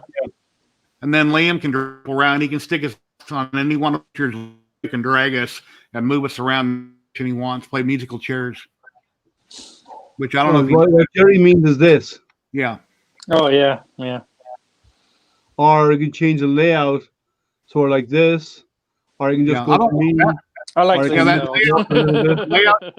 layout you just had. I don't like that one because it's too narrow. When you have everybody real narrow, you can't see what's around them. And if they go to show you something, they're trying. You can't see what my arms are doing. But if you put us in squares, then you got the whole room. Yeah. And then and you can do other stuff like you can organize people like it's like this, and then I could put Jerry as the primary, or I could put me as the primary just by drag and dropping on the screen. Yeah. But I do like this layout when we're in the general chat, and it's just me and a guest. I would use this because we're then side by side on the screen, and then I could actually always maximize them if I wanted to by popping over into this screen and make your guest the main speaker, so they're on primary and I'm secondary in a smaller screen. There's a lot of options you can do with it, but it's okay. It works, It's a good platform. I have another platform as well, but they don't allow you to invite guests, and they're working on it though. OBS? Sorry, OBS Studio? no, Video Link. Okay. Haven't heard They of it. have a service. It's not a web-based service. Well, it's web-based, but there's a lot more complexity in it. In their system, you can stream out to 25 different destinations. Oh, wow. Well, Yeah, I don't know. I don't know 25 destinations. I mean, I've got I two know. Yeah, Twitter and a but YouTube. And we're mostly a CDN, a content development network, right? Our distribution network. So they're primarily used as a network where you have a video you pre-record, and you can make you post it on their system, and they'll replicate it across the world, all of their centers across the world. So when someone opens a video, they're playing it from their nearest distribution point. Mhm. Okay, and that's what they're mostly for, like for trainings and stuff like this, right? For public training, announcements, and that stuff. But they do have the ability to stream live like this, but they do not have the ability to put in chats like we can here, and they do not have the ability to bring in guests like we have. So I'm waiting on them to fix that. When I have guests on, I like them to send me 10 to 20 pictures. That way I can show them in screen. I can pull them up, because if they don't send me pictures, it's all about I have to keep talking constantly. And if I run out of something to say, which happens every week, we both might be sitting there not saying nothing. And if nobody's talking in chat, it's like, what do I do next? So you got to have pictures. And you pop a picture and they got something to talk about. Yeah. Yeah, I run out of stuff a lot because I can talk like a waterfall and can be silent like a stone, you know? Yeah, my wife saved my butt the other day. She typed in chat. She's in the bedroom on her cell phone. She goes, "You forgot the rest of your questions." I had already burned through all my pictures, and I still had 20 minutes left. And it's like, oh, yeah, I forgot to ask him 3 through 6. So then we jumped into questions again. So because I'm forgetful. Yeah. So whoever's in their in line right now, if you want to come join the conversation, I just posted the link. Click on the link, you can come in, and I'll bring you into the conversation. So you can come and join our chat. This is nothing formal. Just whenever you see somebody in chat, look to see who it might be before you pull them in, because I got punked one time like a month ago. Yeah, well, I see them in the preview. So yeah. That's always the danger what you run on a live stream and introducing people into it. So, yeah, I didn't have a problem, but it could have turned into a problem. I kind of rolled it off my shoulder, and as when things are starting to go the wrong way, I just bumped them out. Dan is back. Let's bring Dan. Hey, man, how are you? Welcome again. Nice to meet you. I had to lay the kids down. Well, yeah. Well, we have to do the necessary, right? Yeah. I'm the guy who was on the couch on the big TV watching you typing on my phone. There we go. I got done eating. I was tired, and I didn't feel like getting up. Some graphics card, when I used to stream video games, some graphics card actually have a program built in. You control Alt, and it allows you to stream to Facebook. It allows you to stream to Twitch, to your YouTube, as well as any of your other accounts. I think it was a total of 6. That's built into most GPUs nowadays. I got a 1080 Ti in my main computer.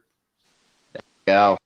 And this is a GTX 970 in this one. But yeah, I play in VR all the time. Elite Dangerous is really awesome if you've ever played in VR and been out in outer space. But yeah, I'm 56 years old, but inside I'm fucking 20. Excuse me. Inside I'm 20. No, it's perfectly fine. Me per se, I'm I would say mildly a Halo fanatic. I've played the Halo systems all the way up, but my first system was a Commodore 64. I'm pretty sure some of you have heard of it. If not, it was Commodore 64. Commodore VIC-20.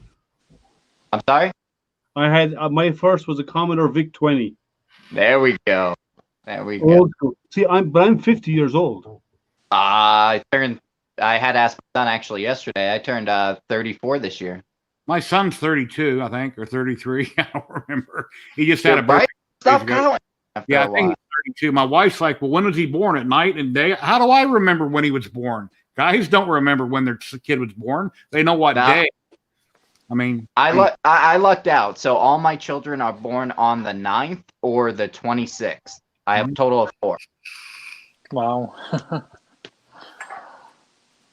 So when it rolls on like the 9th or the 26th, and it's like, you know whose birthday it is? It's like even guess.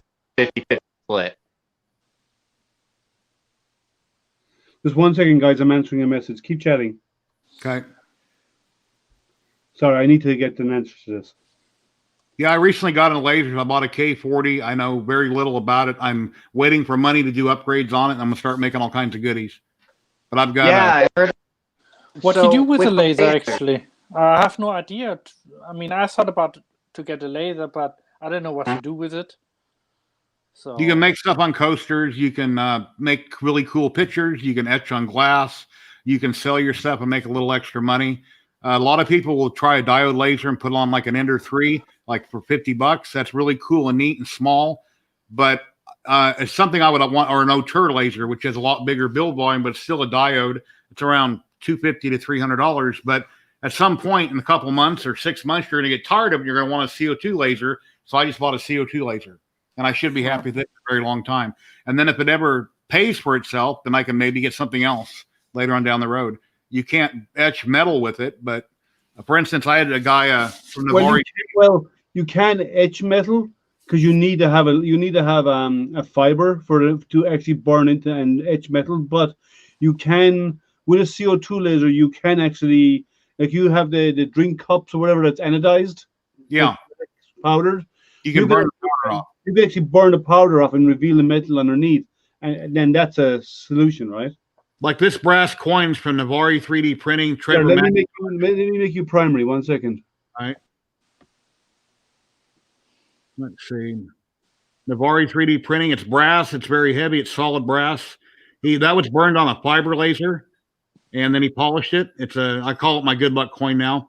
His name is Trevor McIntosh from Navari 3D printing. He was on my stream a few weeks ago, and he's also has a Facebook group called Crowdy Exchange Group, where he gets in used printers that are Amazon returns and he sells them, and has a lot of great good deals. And then he's into fiber lasers. And Nellis Auction here in Las Vegas, where they sell Amazon returns and lots of companies going out of business, they auction them off. You can take me on full screen if you want. Sorry. They had a fiber laser on there that was brand new, worth $7,000 still in the box. Of course, they opened it up to show pictures. The bids went up to $2,050. It's like, wow, if I had a lot of money, a $2,000 laser, new, worth $7,000. But anyway. Kieran, do you want to come join us in the conversation if you want to? If you do, I will just post a link right now. Yeah, I posted. Come on, Karen. Yeah, do you know if you can use a laser for cutting into concrete, like making a picture into concrete? Because a friend of mine asked me if I can create him some blueprints with my 3D printer, like stamps, and that he can put it into concrete, liquid concrete, and then basically once it's dry, pull it over and out. But can you do something like this with a laser quicker? Like put it on a tripod and then point it towards the concrete?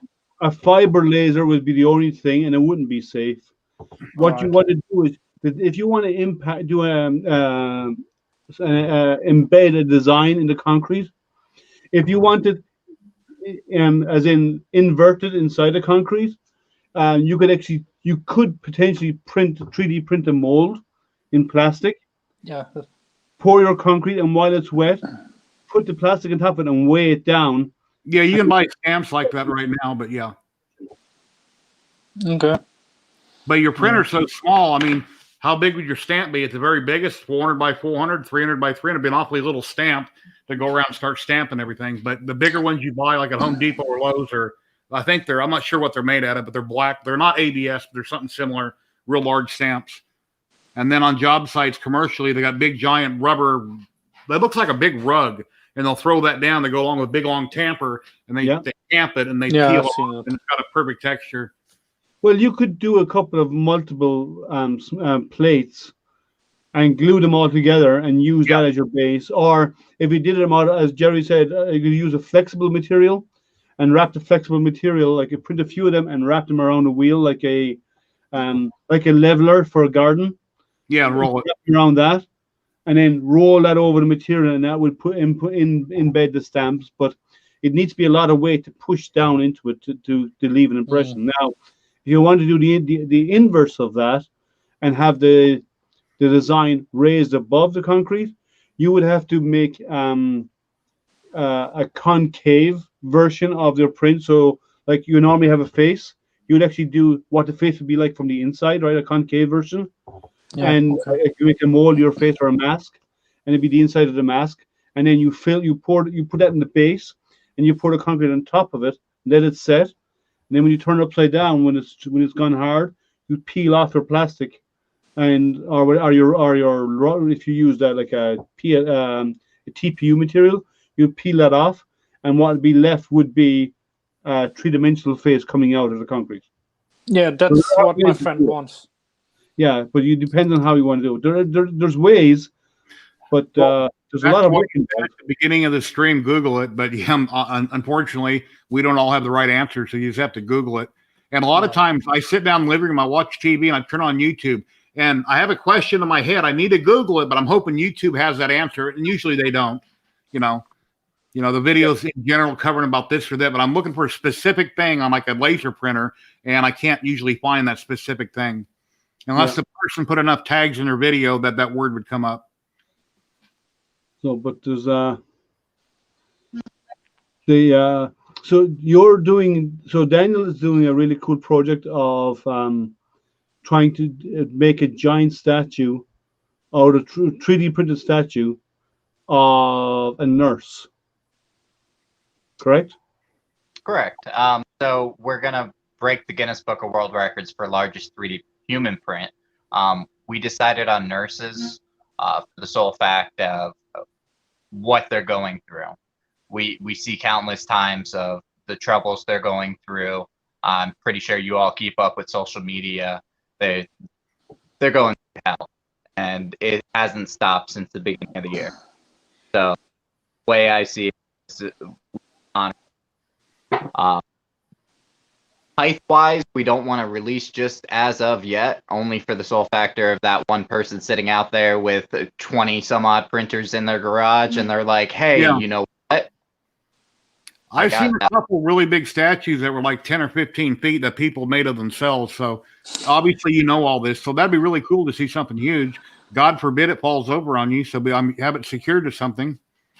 We actually have gotten in touch with a couple structural engineers to go ahead and make sure that everything is in play, but we need to furthermore talk with Guinness Book of World Records because we don't want to shove, rods through the thing and then not get the world record because it's not 100% 3D printed. So we've gone over the idea of almost creating hollow chambers inside of the 3D print itself to where we can actually throw into like a resin to drip down into it and actually create its chamber, sealing all the components together. I've seen it done with, there was a wall, a self-watering wall, what somebody printed out where it was like a 6 feet by 8 feet wall. Literally, you just dump the 5 gallons of water and it waters all your plants like a vein structure, which would theoretically be really tricky to do, but at the same notion, it's possible to do. And that would give it its internal structure so it wouldn't fall over. We went ahead and definitely thought about also encasing it so it doesn't have any wind or anything of that aspect. With the UV protection, we are thinking, there are many possibilities. So I want to answer Sal's question. That's why I left it up there. So Sal was asking about my Falcon 9 rocket that I have here in the background. It took me 1 day to print the parts for the Falcon 9. Just 1 day is all it took for all the components. There's a lot of individual parts to it, different layers to it, and the grid fins move and the legs can actually collapse and so on. But they were all printed individually. But it only took me a day to print them, and it's printed in PETG. I have a question. How many printers you need to have a printer farm? Any more than one, it works. I believe. Correct. More than one. I'd say 3 or more probably. You could call yourself a farm if you're running them all the time. Well, you can be a farmer with 1 cow, so. I always wanted to be a farmer, but I didn't thought I'm going to end up ending. Here, I will say one thing. Here's some advice about your 3D printers. Don't leave them alone too long. because No, they no. bleed. They get jealous. Lonely. No. Yeah, that happens to my It'll screen. be a new baby printer there all of a sudden. You never know where it came from. That happens to my screen every week. There'll be a question on the screen, another person's talking, and I want to answer the question, but I don't want to cut his mic off, so you just got to kind of jump in whenever you can. Yeah, that's why I. Sorry about that. Or just leave the comment there, and then the person speaking realizes that you want to answer that, and then they chill Yeah. for a minute. So it happens every week. So yeah, and I try to answer questions like we don't all know it all, but we know amongst with enough of us around, we know enough to get you where you need to be if we don't have the answers for you. So Where do you live, Daniel? sorry. I'm actually in Florida at the moment. I work now, but I haven't worked since March 13th. So Oh, that sucks. Where you at, Matt? I am I'm in sorry? the UK, England. Okay.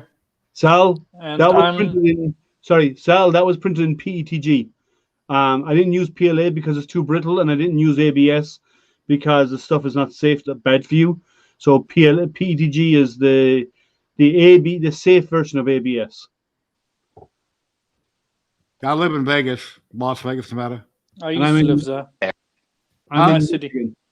I used to live in Las Vegas. I used to Yeah, live right. down up on what was the street called? It's the north. I forgot. That was over 10 years ago, or 20 years ago. I lived there. The north side of town? Yeah, not north side town. It's if you go Charleston Boulevard upwards, you know. Hollywood? No. Tropicana and this area Okay. up there, Okay. you know. Yeah, I live on Ellis Air Force Base up on Sunrise Mountain. All right.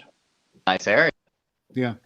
Kind of, if there's ever a flood, everybody in Vegas will be dead and I'll still be alive. Because I'm kind of up on The swimming pool. Hollywood and Lake Mead, if you're familiar with it. Yeah, but you'll end up with a swimming pool. But yeah. So we were talking about what was it again? AB bad tunes indoors, and I have an enclosure, and it's no big deal. I can take the door off, Yeah. vent itself for a minute, and then I'm fine. It's like Yeah, with I resin. don't have an enclosure.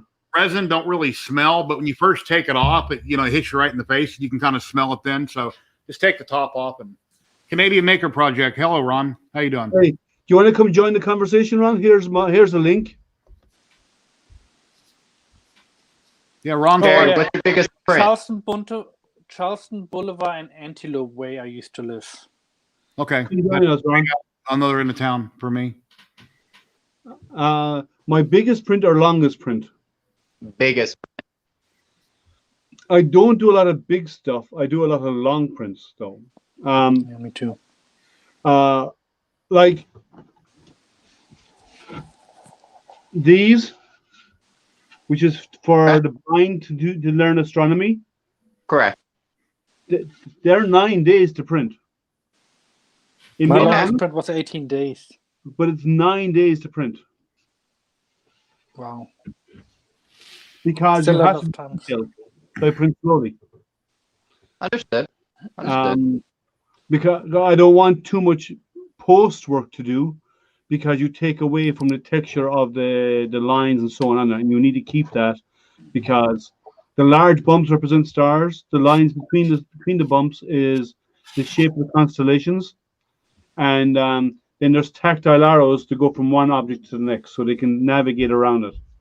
So that takes a long time to print, and I print those on my Ender 5 Plus. So, what's your favorite infill?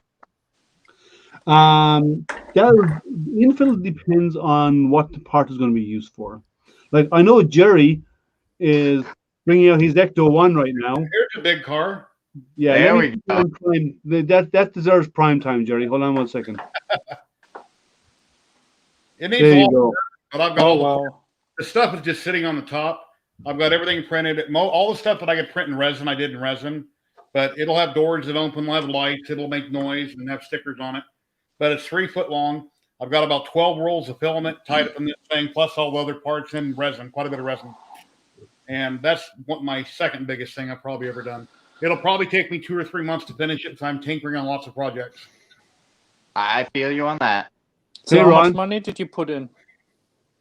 I got a G-Tech to sponsor me for 4, 5, 7 rolls of filament, and then the rest I paid for. That's cool. Yeah. So, hey Ron, how are you? I'm not doing too bad. Thanks for inviting me in. Of course. We would. How you doing? The whole purpose of this, right? Yep. Oh, Talk to other makers and have fun. Yep. Yeah. Right now, I'm kind of working on my CR10. I finally found the connectors I need. What's wrong with your CR10? Oh, well, when I was redoing the CR10, one of my wires were all tinned, all the power lines. So I had to cut them all, clean it up, and by the time I finished cleaning up, my wires were too short. So it's like just too short enough to work. So I'm like redoing all the wiring right now. So make it all neat and tidy again. And then I should have it up and running within a couple days. Hey, Ron. Oh, by the way, anybody here's got a printer? Check your wires and how it connects. If the ends of the wires are tinned, if it's got like solder in the end of them, that's a bad thing. Solder at the end going into a screw connection is bad because eventually that solder will migrate from heat, and as it migrates, you now have a gap between the screw that's holding it and the wire. You get shortages that causes overheating, and you don't want to have a nice warm fire in the corner of your house created by your printer. So get rid of those tinned wires, trim them off. If you need to buy extensions, I think they normally use 16 gauge, isn't it? Yeah, 16 gauge is what I've been told. I'm using 18 personally myself, but 16, 18 will be good enough. Yeah. So get some good wiring, replace it, rewire it yourself, and get it nice and clean. Because, if it doesn't have a proper crimped connection at the end, and it's just soldered at the end going into a screwed connector, that's bad. Yeah, and I never thought I would see it in a Creality printer. That's old. I mean, I've had that printer for like, God, how many now? It's about 3 years, 4 years now, I think. Yeah. And it's just like, would not expect that, but yeah, it was in there. So it's like, whoa, okay. Yeah, but you still, it's become more and more common, to save money so they don't have to deal with connectors and pay for connectors at the end of the wires, because that costs money to get them crimped as part of the manufacturing process. So, and it's fine when a printer is new, but there's Jerry's ferrules. Yep. Ferrule connectors are the answer. Yeah. Yep. That's the answer. Amazon, they're cheap and they ship to you within 2 days. It depends. If you're a Prime member, you get it mixed with. I put IPA in a spray bottle instead of dumping it on a rag when I cleaned my beds, and I just knocked it off and it went everywhere. So I don't want the dog to start looking. But it'll evaporate. Don't worry. Yeah, that's what I've done now. Started putting my IP in a spray bottle because, well, it's easier. Actually, do you know what, guys? So the IPA at 75% is hard to find, right? Right now I'm having issues finding 90% or 99%. Fine. They keep it behind the counter. When you go to check out at your wherever, ask them for it. Usually it's behind the counter. Well, what you do is, you can buy large bottles of it if you go to a medical supply store in your town or city. If you call them, they'll often have 90 or 99%. And what you can do is you can mix it, you can dilute it and mix it with water. Ideally, what's it called? What's the water called?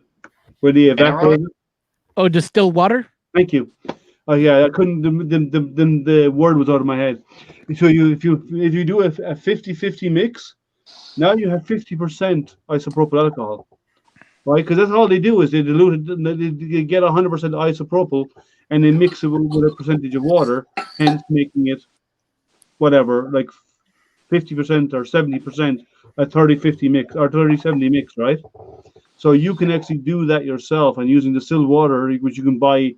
You can buy them in the grocery store, distilled water, right, in the gallon, and so order it from your local medical company, because most people do not buy 95 or 99% IPA. They buy the 70 and the 50s and so on, right, for sanitization. Department, you can buy it also. Say that again. Go to Home Depot, go to the paint department, and buy alcohol in cans. Yeah, or even rubbing alcohol will work as well. Rubbing alcohol. That's what I want to say too in this moment. So but your local supply store for your medical supplies, they often have it. Like they're often in small little stores in the back where you go to buy a special brace for your hand or whatever, those type of stores. Or if you find a manufacturer in a distributor near you, if they have if they have the 90% or 95% or even up to 99, they'll sell it to you, and it's way cheaper because you buy it in 1 or 2 gallon containers. You can actually buy IPA at 95% in 5 gallon drums online. Wow. Okay.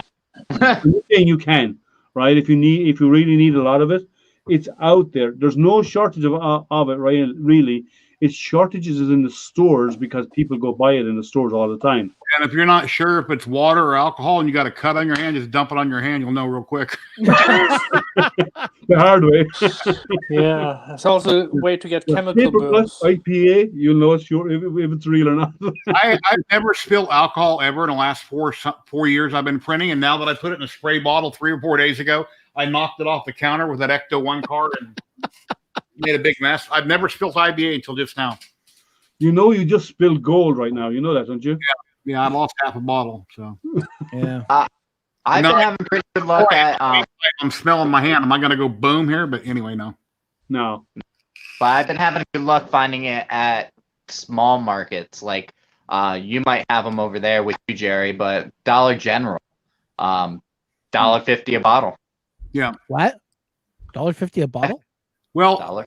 now that they're having this thing start to hit everybody again, things are getting crazy. I went to the store the other day, and it's like I went to buy soda, and I'm asking some other random customer. Can I talk about this, Liam? Yeah. I'm talking about a random customer. I'm looking for soda. I said, "What, are people hoarding soda again?" She goes, "Oh, well, I was across town, and the toilet paper is already gone." I'm thinking, I'm going to get a couple of things while I'm here, but I see an empty shopping cart, so I threw my stuff in it, and I zoomed to the toilet paper aisle. It's like, you got to be kidding me.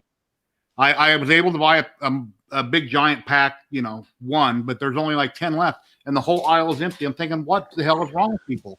The People government. are locking down again. I think there It's a should be a total- limitation of how much So you can buy. this is not going to be. This is not going to be the big year of COVID. It's going to be the big toilet paper shortage of 2020. What it is. What's it gonna do with it? Eat it? Well, let's just put it this way. I'm out here in Canada, so clarification, I'm in Canada.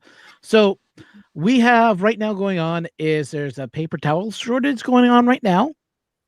We finally got toilet paper back in, but I've been hearing rumors that we're going to go through this toilet paper recession again. So off to Costco tomorrow to make sure I got toilet paper. Found paper towel at Costco last week, so yay, bonus to that one.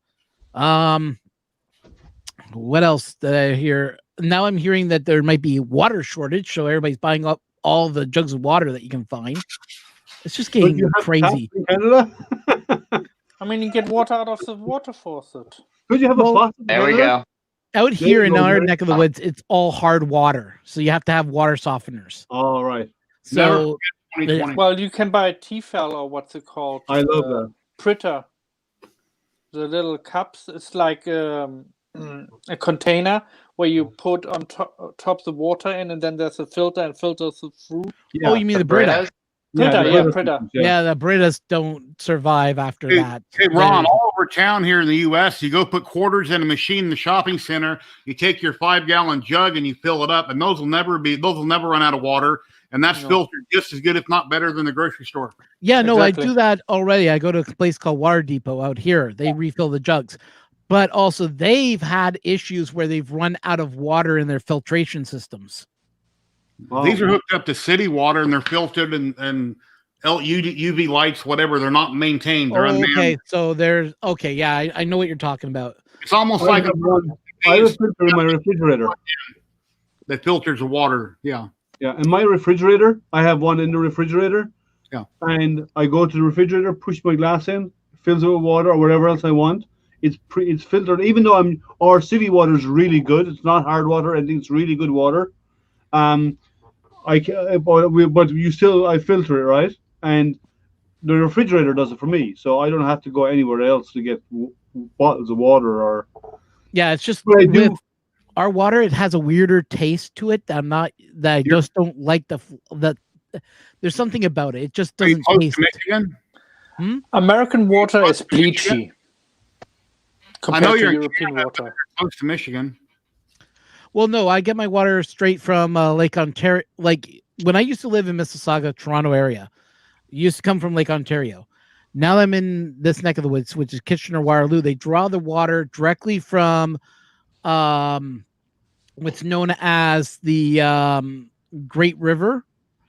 And that Great River water is so high in metals right now that you don't have to boil it, but we have to put we have a water softener on our end because we can't get any suds, nothing out of this water. This water is like about, I think, 75% hard.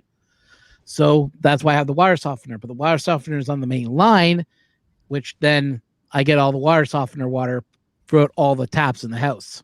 That's Sean with the skewed view. Sean, we were talking about 3D printing, and then I made a comment about something going on at the grocery store, and we got off track. So Yeah, I agree. Back on track. You can come join us if you want. I posted that link. If you click on the link, you can come in and join the conversation.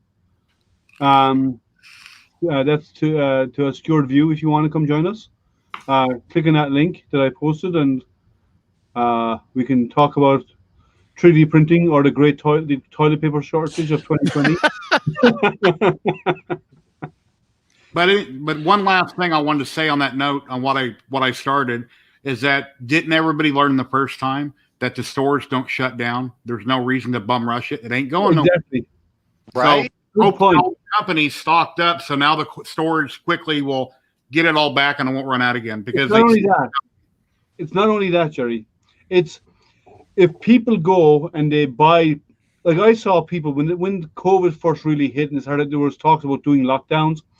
I saw people coming out of places like Costco and all these other places, and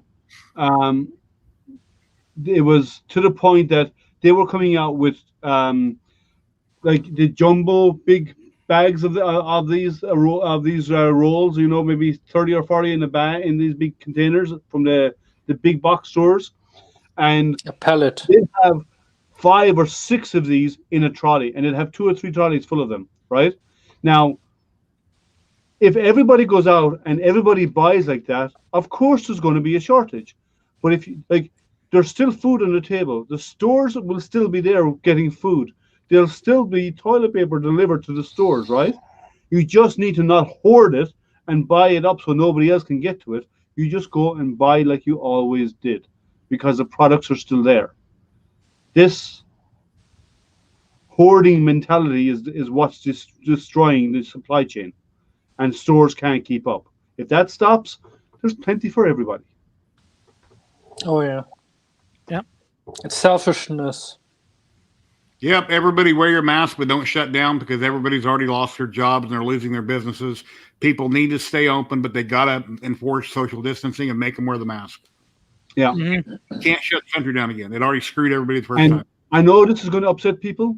People saying being forced to wear my mask is against my civil liberties. Sorry, you're an idiot.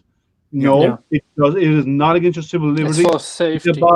It's about public safety. When I sneeze, I don't have many teeth. When I sneeze like a horse. If you're in front of me, you just got wet. Now, if I have the virus, it's like, you know, and I have the mask on, I just sneezed in my mask. May you still get infected from me? Yes. But it's not, but you probably won't because I have a mask on. It cuts it way down. It's a lot less likely it's going to happen if everybody has a mask on. So it's just like having your gun not on safety. We're all ninjas. We're all ninjas or doctors when we go out in public. So it's like Halloween every day, you know?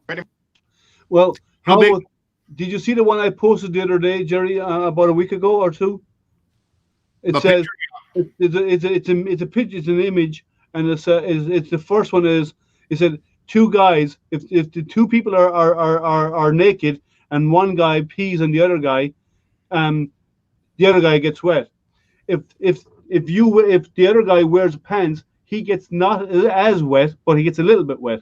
But if you both wear pants, nobody gets wet except the guy who's peeing, right?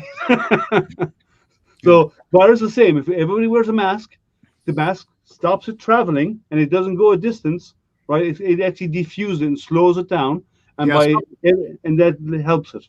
Some masks are thicker than others. Some people wear bandanas. There's a lot of things that are thinner that aren't so thick.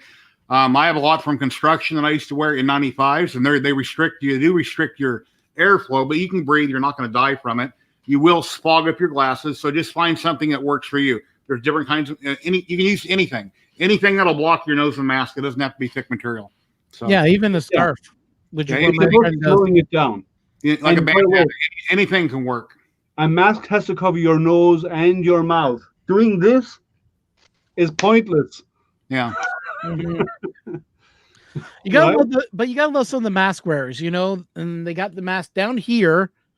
Yeah. They have it wrapped around, but their mask is off their face. It's like And you're it's not wearing it. thin. Apparently, they absorb the virus through their throat because it's Yeah. down here. Yeah. It makes you shake at times. I was at the airport with my sister a few weeks ago picking her husband up, and here comes a whole crowd of people getting off a plane from wherever they were coming from. And sure, everybody's wearing a mask. I told my sister, let's go stand over there. She goes, why? Everybody has a mask on.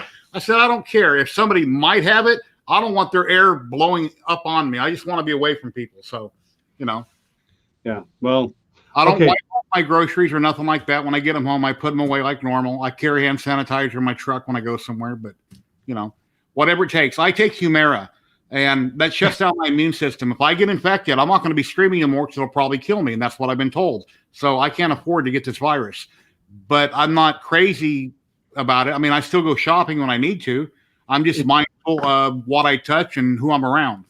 well, what Exactly. it boils down to, Jerry, is common sense, and the common sense is not very common. Yeah. So that's what it boils down to. Well, we'll see what happens. Hopefully they'll get a virus out and things will get better. But I think it'll be with us, I think, forever. It's just hopefully it'll be controllable in the future. They're saying that. They're saying it's going to be like the flu. That and there is new versions of it out there already.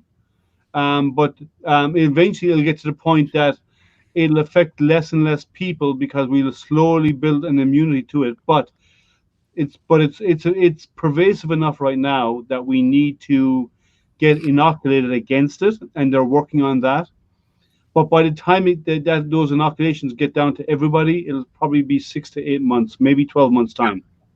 But once it's done, we'll build some immunity towards it, and then the newer versions of it, which appear to be weaker from what I hear, will have less and less an effect like the flu did.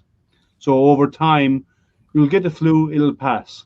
You'll get COVID, it'll pass, right? COVID-19, it'll go, but because it'll be a weaker strain of it, and if that keeps going, and over time our immune systems will grow. But like Like in the people saying 1900s, herd the immunity swine is a flu. solution, it's not.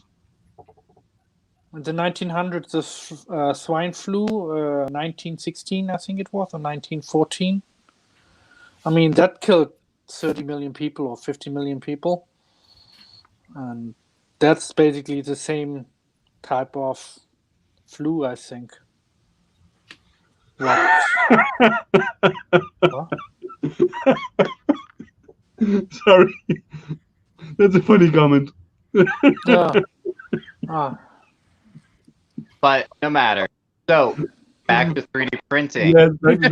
Yeah, exactly. Pretty Going Canadian. off topic. Let's get back on topic. Yeah. I never caught your name, mate, but you're up in Canada. So what's your clientele? Sorry, you 'Cause I- broke up there at the last moment. What were you asking? I said, what is your clientele up there? What do mostly people call you to get printed? Well, most of the stuff that I've been printing right now has been absolutely nothing right now because, well, I'm in the middle of looking for a new job. So, yay. COVID-19 ruined a program that I had set up. I was working for a couple of companies that were hiring me. They would design something and they would have me printed and then ship it out to the States for them. But as soon as COVID-19 hit, that's when I got basically started the company in January. COVID-19 hit. Boom, they all shut down. They Great timing. can't fly out, can't do anything. And this was dealing with companies in Great Britain. I had 2 in Germany and 1 in the Netherlands. They were all forward me their STLs because they're like going, hey, if you can print it for us, I was offering them a half decent price. Ship it to the States, not a problem. Right. Then everything went boom, boom, boom, boom, boom, and whole country kind of shut down. And now to ship anything from the States is it's like pulling teeth. So because the Canadian-U.S. border is closed, I have no business right now. So I had to shut down. So the company went under, done. So all I got is the YouTube channel working, and that's all I've been working on lately. It's just trying to come up with content for it. That's hard. It was hard. It basically killed my chances of starting up my own company again. So, Well, you can get back to once this madness is over and done with. exactly, and that's what I'm looking forward to. It's once all this madness is completed, I can get back into that. The companies liked me; they liked what I did, so it's got. Once the borders open up again, once everything opens up, then they know you're out there, and you can always reach out to them at that point and say, "Look, Sean, here, I still do it." Yep, that's cool. I know. I personally, since the beginning of the chat, have been contemplating now a full model Frankenstein for that guy up there, just like his house. Have him not know what it is, open it up. Nice. You wanted to do a Frankenstein, Jerry? Yeah. What's that? Full size. Frankenstein, full size. Oh, I want to do just a head bust. He's resin print. I just want to put on my Hypercube 445 and print it full scale, but not the whole statue, legs and arms. How many printers do you have? 12, I think. Or? Like 11. One's a resin printer. 2 CR10s, 5 or 6 Ender 3s, Tivo Tarantula Pro, Ender 3 V2, and a Ilgumars resin printer. I need a mid-size resin printer, and I was going to buy one recently, but I told my wife I need to get a laser because a laser can make us money to help pay the bills. And obviously my prints aren't paying the bills. They're still sitting everywhere. So I don't think I should get a mid-size resin printer right now. So well, there's more resin printers coming in the pipeline for other companies. Yeah. And some of them are going to be like the mono type style printers. So there's more and more of those coming out. Like I know there's some small ones, but I know there's some the mid-sized ones. There's a few in the pipeline. Like if anyone's been on the JG Maker groups, I know they've been asking questions about what type of size and details and so on. So I think they have a fairly mid-sized one already today, but it's kind of expensive. So they are looking at doing something like along the lines of a mono screen. It's something they're looking into for next year. So don't jump into it because there is slightly bigger and so on coming down the pipeline. I deal with these guys all the time because I interview these guys from the different companies, and there is a lot of new stuff on the pipeline. Like there's some dual nozzle printers, there's IDEX printers, there probably will be more belt printers, I'm guessing, in the near future. Yeah, they'll work with out, and other companies will copy this company, copies that company. Yeah, and there's more resin printers. People are trying to upsize resin. Resin is really nice about the quality. It's just expensive, and resin itself can be expensive. It came way down the price on the resin itself, but what's bad is that the screen life, which is a consumable, if you're only going to get 200 prints, 200 hours out of that screen, and you got to go pay another $30 to a couple $100, that's crazy because printing 24/7, you can only print for about a month, and you got to replace the screen again. So the screen life is a big issue. Yeah, but the mono screens don't have that because what happens is the RGB screens are the ones that go bad fast. What's up, Jerry? Or Matt? What do you think about with a reservoir tank in a resin printer? That's an interesting idea, and but you'd have to have a resin printer that would print something really big. Now, in saying that, the Reeboks, I think. There are resin printers out there that are professional resin printers that are really expensive that do take gallons of resin in a tank and it keeps itself topped up, right? There are some of those out there, but they're used in high industry and they're $20,000 or $30,000 because they print in resin cubed, right? But they are out there. That would be nice for downfall lithophane pictures. With resin printers is the fact that you cannot see anything until it reaches past X amount, past that. So for the first, I'm going to say 45 minutes to an hour, you don't even know if it's stuck to the board until it gets past that point. Oh, you can. You listen to it. When it's lifting, you hear a little. That means the part is separating from the FEP, and if it keeps doing that, you know it's separating off, and the part has not fallen off the build plate. If you don't hear that little FIP sound, then you know that there's something wrong because it's not. There should be a little bit of suction between them, and that little bit of suction, as it lifts, you hear a little like a sound, and then it comes down again, and you hear it again the next time it lifts up. that means your part is sticking or is to your build plate. I use 3-in-1 PTFE oil. I put on my FEP on both sides. I take a blue shop towel, wipe it off, dump the resin in on top of it. On the Elegoo Mars, I've never heard the suction sound. And in the last year, I've printed about 200 things in resin. I've only had about 3 failed prints. And here's a recent failed print right here, which I'm going to keep. I'm calling that Muppet Jason. And resin got underneath my FEP onto my LCD, and it screwed the print up. So I'm calling him Muppet Jason. Wow. Yeah, so you can tell, like Jerry said he doesn't have it because he used PTFE, but I don't do that, and you can actually hear it separate. That's a reassuring. It's a slight sound, but it's a reassuring sound that your part is still stuck to your build plate.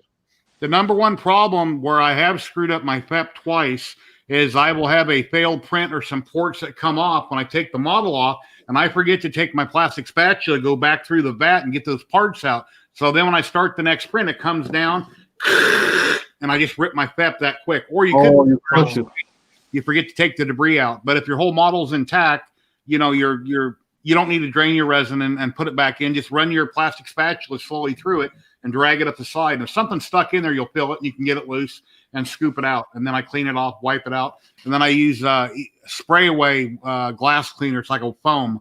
And I clean resin up with that. I spray my tools with it, my build area, and then wipe it up with blue shop towels. Like the little blue cap ones, light blue and dark blue ones? The blue towels like AutoZone. No. The spray foam. It's like the lady what's. Hold on, I'll get a can. Speaking of resin, has anybody played around with SLS printing, 3D printing? No. Laser? No, it's expensive. Yeah. Well, one of my friends, Luke Cunningham, Making with Luke, he actually built one. Oh, nice. He's following the Project OpenFuse program.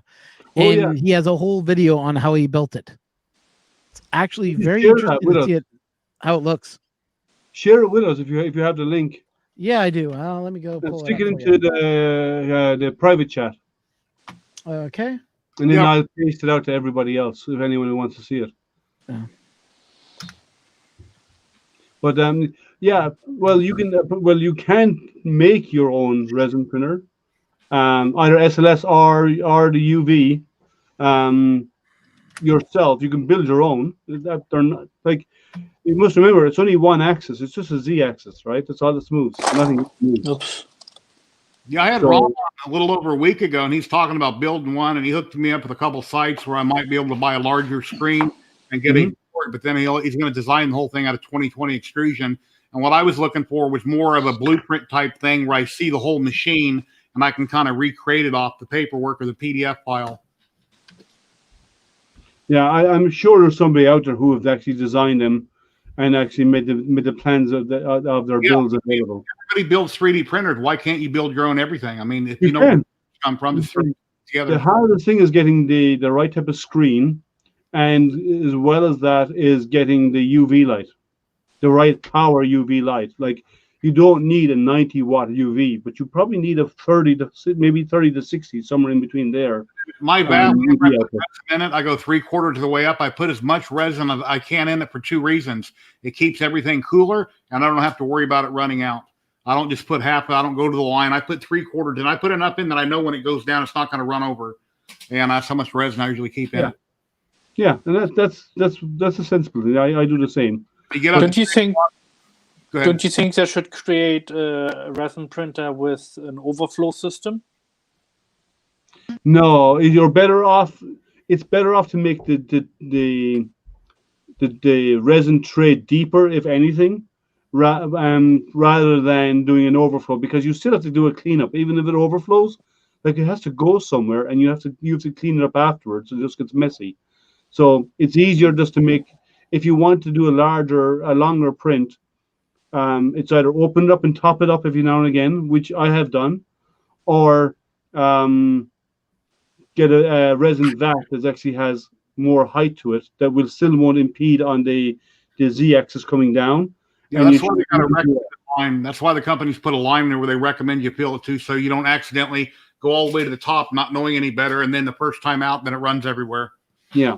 So Lots of people have done it, and they've ruined. They spent like after 1 or 2 prints, and they do something like that, and they come back and they spend what 3 or 4 days trying to clean up the mess that was left after the resin ooze all over the place, or if the tail was prep.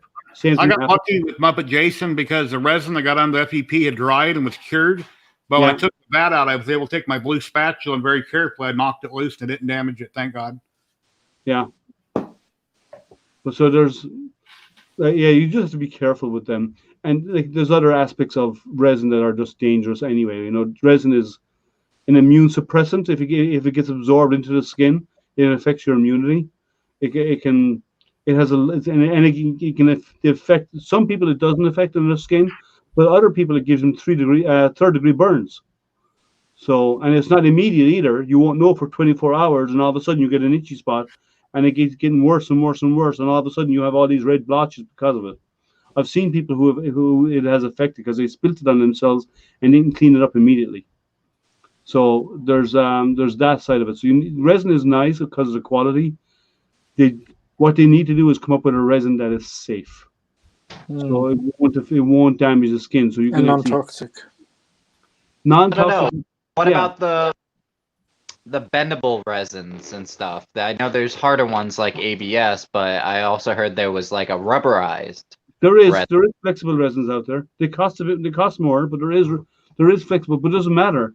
It's still chemicals, and the chemicals have a bad effect on your skin. It can affect your body. It affect you on your skin. It can damage your eyes. It can affect your immune system. So you have to be super careful when handling it. But when safety first. Yeah, like an FDM printer, the worst thing that's probably going to happen to you in an FDM printer is you're going to burn your fingers taking something off the nozzle, right? Picking the little string coming off the nozzle just as it's warming up, right? That's probably the biggest thing that's going to happen to you. The worst thing that's going to happen to you, your body, with an FDM, as long as it doesn't catch fire. But besides it catching fire, which with proper safety they don't, you'll burn your fingers touching the nozzle, changing the nozzle. You'll do something like that. You'll forget the nozzle's hot when you're changing it, and you'll burn it, right? But resin printers are cold. You don't see the danger until it's on your skin, and then you forget to clean it up, and then you find out yourself later on that you've had a bad reaction to it.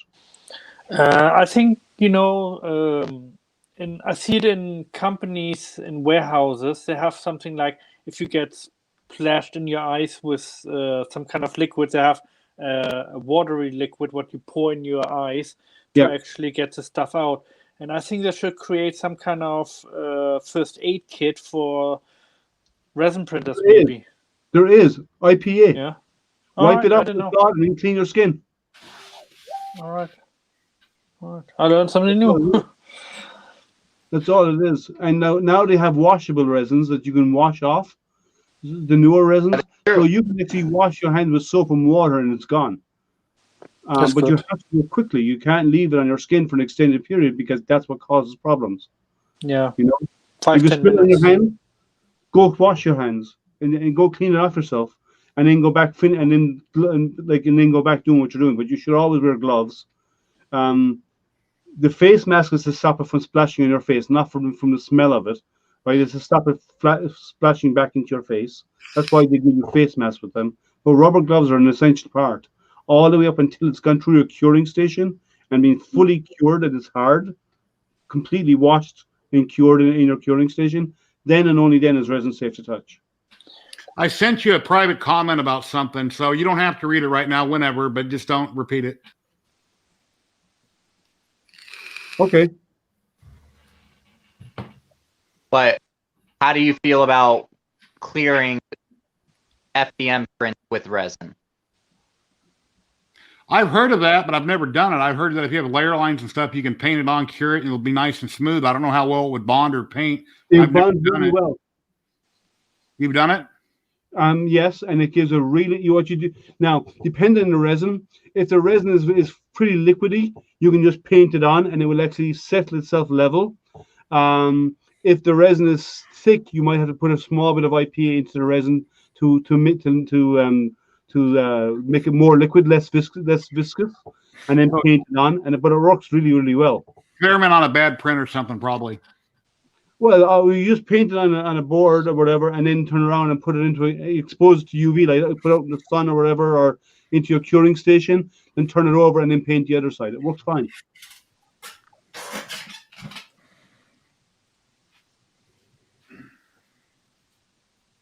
But it works great. And I've seen actually someone has been posting videos of doing it. There's a bit of practice involved in getting it right, but you can get some really nice flashlight.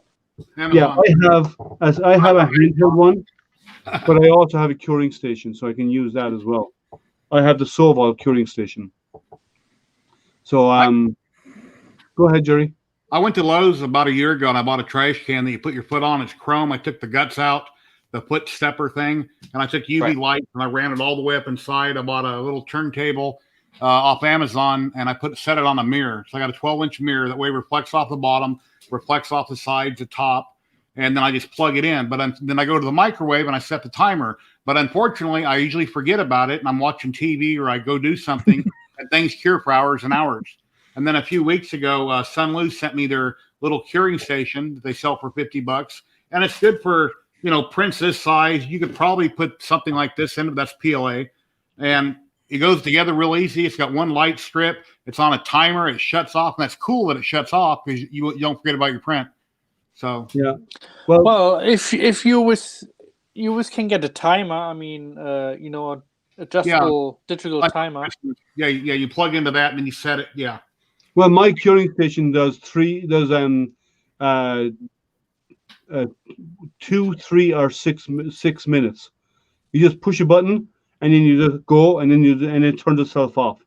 And I normally run a print through it twice, just to make smart sure. plug. A smart plug will do. Well, you can use a smart plug for an FDM. Yes, a smart plug is a good idea. But for a resin printer or for a curing station, it turns off. A resin printer, again, you could put in a smart plug. But you need to watch to make sure it's done. And when it's done, then you tell the smart plug from your phone to shut down. The same for an FDM. It's a good safety idea for an FDM is to use a smart plug that you can control with your phone. I've had printers turned on for weeks and months at a time, just sitting there idle. Nothing's ever happened. They don't generally, but you never know. It's always a good safety thing. I used to have a friend here in Vegas that had 2 printers, and him and his girlfriend were scared something would happen. But then again, he didn't have thermal runaway enabled on his printers when he first bought them, and he barely knows how to turn on the TV set. So if he's not at home, he wasn't printing. When he goes to work, he doesn't print. He only prints on the weekends. No, I have my printers running for days and days and days on end. Yeah. Who saw today's live stream with Creality? I popped in and made a comment 8 hours in advance, and I went to bed, and I woke up this morning, and it's like, oh, I forgot about it. So I turned it on, and right as they were going off there, I said, thanks for a great stream, Naomi and Creality, and they showed it on the screen. Then they ended, and they talk about they were going to give away 3 printers. I'm like, how do I get in on that? You have to submit your name and all this kind of stuff. It was a bit convoluted, but now, like, I'm not a fan of Naomi's streams. Right, I don't watch her streams. I've seen her streams once or twice. I don't like her, right? Personally, I don't like her, but I learned something new about her today. She's got the mouth of a sailor. She was cussing and swearing and effing and blinding the whole way through the first part of the show she was on. She was annoyed with people, and I've never heard, as I said, I don't watch most of her streams, and I've seen a few, and they were never like that. Yeah. But my gosh, she could not hold her tongue today.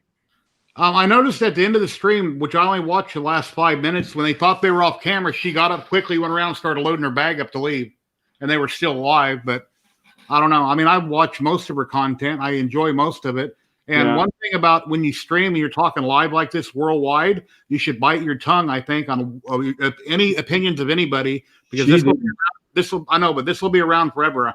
I'm just giving advice from me to you. You should love everybody, and if you have an opinion about something, never publicly say it, because this will never go away. Well, I don't have. I'm not really a swearer anyway. Like you've chatted with me enough. You know that I'm not. Yeah. But I'm telling you, you should go back and watch the first 20 minutes of that live stream today, Okay. or even the first half an hour. I'm telling you, she let off a string of them. She was getting annoyed. She was effing and blinding, and Huh. like she just went to town, and it was at reality and at engineering about them doing stuff in certain ways. She even chewed them out on live TV Wow. about the CR6 debacle, Wow. the 6SE debacle. Yeah, I haven't watched it, so I don't have an opinion. But I did notice they did plug NAC 3D in the on the title of it. They did mention NAC 3D as being one of the people where they got their inspiration from, or whatever. Yeah. Him and another man. Well, NAC 3D was he created the White Knight, which was the Yeah. first ever rolling printer. Like I didn't know nothing about it. And the Apparently, China- apparently though, a couple of my friends did, which helped them with that printer, trying to figure out what type of angle would he need to set the drive for. But yeah, it was when I saw it myself and I saw that they were making one, I was like, oh, okay, this should be interesting. And then I saw Naomi Wu's on the box and everything else, and then I've heard some kind of stuff going on between her and Creality, and there's bad blood right now mixed with both of them right now. Yeah, Oh, it maybe- wouldn't surprise me. I think she's burnt her bridges there because she basically read them the riot act. Yeah, I don't think she was 6SE supposed to on the be. screen this morning. I don't think her picture was supposed to be on the box, and I think It that. was. No, it was. Oh, was that okay? Yeah, because she collaborated with them on it. Okay. But it's not. But like, she went on about the 6SE. You know, the 6SE had problems with smoke coming out of them, Yeah. and stuff like that.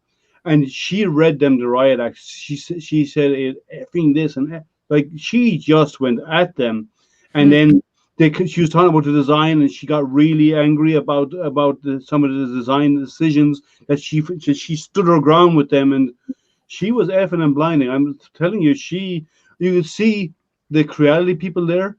At first, they giggled when she started swearing, and after a while, they bit their tongue. And I think I could be wrong. I get a feeling because the way she was acting, she was asked to go for a while, to go and cool down. Well, I bet you if that's what was going on, if there's ever another stream like that, it'll be like a StreamYard setting where you're on a separate camera and mic, so they can go blink and you're gone. Yeah. So because like she's done a lot with them because they live in the same city, right? I'll have to watch it and see what happened. Yeah, you should watch the first 20 or 30 minutes. I mean, it was colorful language is putting it lightly. Did you see my wife last week? I was live streaming. I didn't tell my wife that I bought a laser printer. I figured I'll tell everybody on stream. I knew that she was in the bedroom watching on her cell phone. So then she thought she'd come out and start yelling across the house and yelling at me. I said, Brandy, I'm on live. So I had to mute my mic. So, and then sit here and smile at her while I'm talking to her because I'm on camera and everybody's watching. Yeah, they sat there and they smiled. Once they figured out that she was hitting on them and getting annoyed with Creality, they kind of bit their tongue, and they sat there and they smiled, like being polite. And then after a while, she eventually got up and she took a break. But I'm wondering if she took a break or if she was asked to. I don't know. But she came back for a small while at the end.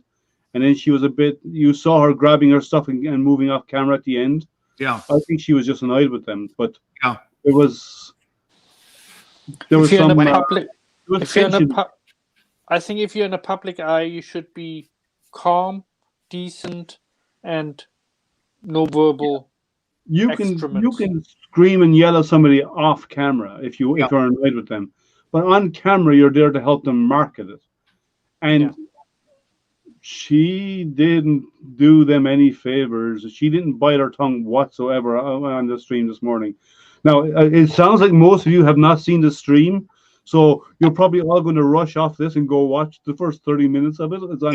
If it got too bad, they'll just take it down. If it was too bad, they won't even let it be up. No, they published it. Yeah. Okay. They actually did publish it out there. I saw it out there.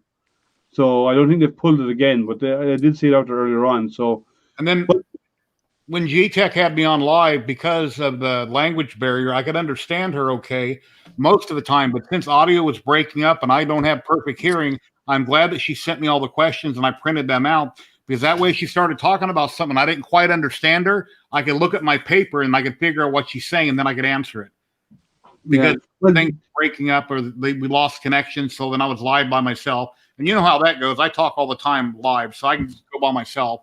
So well, their new connection actually, they're setting up. They've gone into a new live streaming office, a new area, and they actually have their own dedicated internet connection in there now. Apparently, so the quality, like Matt and I were on a stream with them, a test stream earlier this week, and I did one with just Spring on her own about a week ago, like when he just started to set up this office. They had nothing on the shelves behind her. The one the other day, Matt, they had the shelves populated with print. And so we chatted a bit on there, and I gave her some pointers and tips about lighting and stuff in the room. And but the speed and the clarity, and even the video was much better than what it's been for them in the past. So hopefully they'll have a better solution going forward than what they used to have, because it was questionable. But they seem to have fixed it. If this new room works out the way they're doing it right now, it should be a better solution for them. A lot of streams out of China are like that. They're hit and miss and spotty, but we talk to people all around the world all the time that have great internet. So I don't know why China has this issue. And that's because I can answer that. They go through a VPN. Great Firewall of China blocks out 90% of North America, including YouTube and any type of streaming services. So they have to go through the Great Firewall of China using a VPN so they can host it out to us. So when they're at home, they can't do what me or you do. We can't do all this stuff. No, not in the same way. I would have to leave the crazy. I mean, my brother lives in Prump, Nevada. He's old school. He's 63. He don't like electronics. He has 3 channels. He watches 3 channels. I've got cable. I've got internet. I got thousands of channels. Matt? Go ahead, Matt. I think maybe Spring should get like a satellite system. That will mostly better. Satellite is not better, actually. Satellite can be worse because satellite is interfered with by the weather. You know, satellite TV, if you ever have satellite TV is often bad when it's raining. And the reason why is the frequency of the electromagnetic waves from the satellites down to the dish, it actually gets absorbed by the water droplets. It's the right frequency. That's why a lot of people have TV outages during heavy rainstorms on satellites, because the water droplets are actually the density of the water is just the right frequency, and the material, like the hydrogen, the H2O in the water, and the way it's put together is just in the right makeup to absorb the frequency of the signal coming from a satellite. Now, some satellites are different, but the general TV broadcast ones, raindrops will actually block the signal. I thought it was actually differed, because from what I remember reading in certain magazines, it was not that it was matching the waves. It was dense enough that it was allowing the waves to be bounced back up, not allowing the waves to refract. It bends the wave and it refracts it away from straight down. So I say absorb because it's easier because I rather don't want to, unless you want to go into the science of it. I can explain the science. I'm into physics, right? But what happens is the light, like a rainbow. You have a rainbow because the light enters in the water droplets and actually gets bent inside in the density of the water and gets sent out a different direction. And because of that, the different lights bend at different rates, which creates a rainbow, right? That's how a rainbow works, right? So the same thing happens with a satellite signal. It gets bent by the density of the water and the material the water is made out of, hydrogen and oxygen, and it actually causes the light or the signal to come in and actually gets its direction gets bent and gets sent away in a different direction, away from below the storm, which is where the people are with their satellite dishes. Can't see it because the signal's been moved away from them. So it's very spotty, it's crackly, it's really bad quality signal. Yeah, green fade. Enough for getting through. Yeah, sorry, not the science lesson for today. That's physics 101. No, I do radio work, so I'm used to dealing with rain fade and all that fun part. Yeah, okay, you're a CB user, yeah. So no, yeah, I'm actually amateur radio operator. I do talks on spectroscopy and astronomy and astrophysics, and like I can tell you how a star works inside. I can tell you the physics of a star, depending on the star type, of how the physics inside works and how the elements are created and all this. Because I like that detail of science. Okay, So, explain this to me. All these stars in the sky that we see at night that are all lit up, supposedly those are planets or something that burned up millions no, of years ago, and the light's no, just coming out of Earth. no. All Is of that those stars, all everything you see in the night sky is actually a star like our sun. Some bigger, some smaller, some much bigger. Like you've heard of star Betelgeuse? Yeah. just the second part I have heard of? You've heard of Betelgeuse, the Yeah. star? No. Well, Just Betelgeuse is a really big star. It's in the constellation of Orion, right? And Betelgeuse is such a big star that if it was in our solar system, its outer atmosphere would actually You know, reach out as far as Jupiter. Right now, our sun is tiny with the other planets. If Betelgeuse was in our solar system, its outer atmosphere would be out. At the edge of the star would be out to the orbit of Jupiter. That's how big it is. Okay. So there's some stars that are out there really big, and the big stars burn a lot more fuel really fast because they get hotter because they're more dense, and they burn through their fuel faster, so they get hotter, but they live shorter lives. Smaller stars burn their fuel slower because there's less density in the core, and because of that, they have less heat. They fuse lower elements.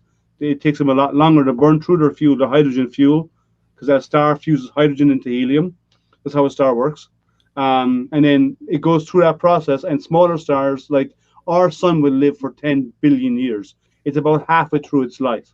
If we can see into deep space with really giant cameras around the world, telescopes, Yep. why can't we point at the moon and see those tire tracks and those landers much closer? They're still really far away. It's not about it's about resolution. So like if we've got a telescope, like I have really good telescopes, right? And like you've seen my personal account, and in my personal account I'm standing in front of a telescope. That's in my garage, right? That big 20-inch Dob is in my garage. Like a remote control, you points. No, it's a manual one. This is a manual one, but I have computerized ones as well. Yeah. Now, and we can have a complete discussion about that if you ever want to go there. But it's about resolving power. So if you like when you look through a telescope here on Earth and you're looking at the moon, you're seeing roughly every mile being 1 pixel in size. That's how far. That's the because you don't realize how far away the moon is. The moon is 336,000 miles away, or 336,000 miles away, right? The moon is far.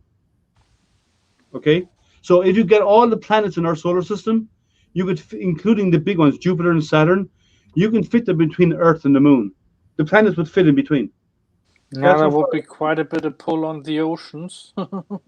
When I living in Las Vegas, when I see the moon, it's little and it's way up in the sky wherever it's at. When I went to Texas a few years ago and I got up early in the morning going to my wife's parents' restaurant, it was like the pictures you see on Google. It was like huge and like right there in front of me. It's like, wow, it looked like it was a mile away. Yeah. Now, why did it look giant there? But here in Vegas, it's real little. No, that's an optical illusion, right? It's 236,000 miles away, right? Average 236,000. But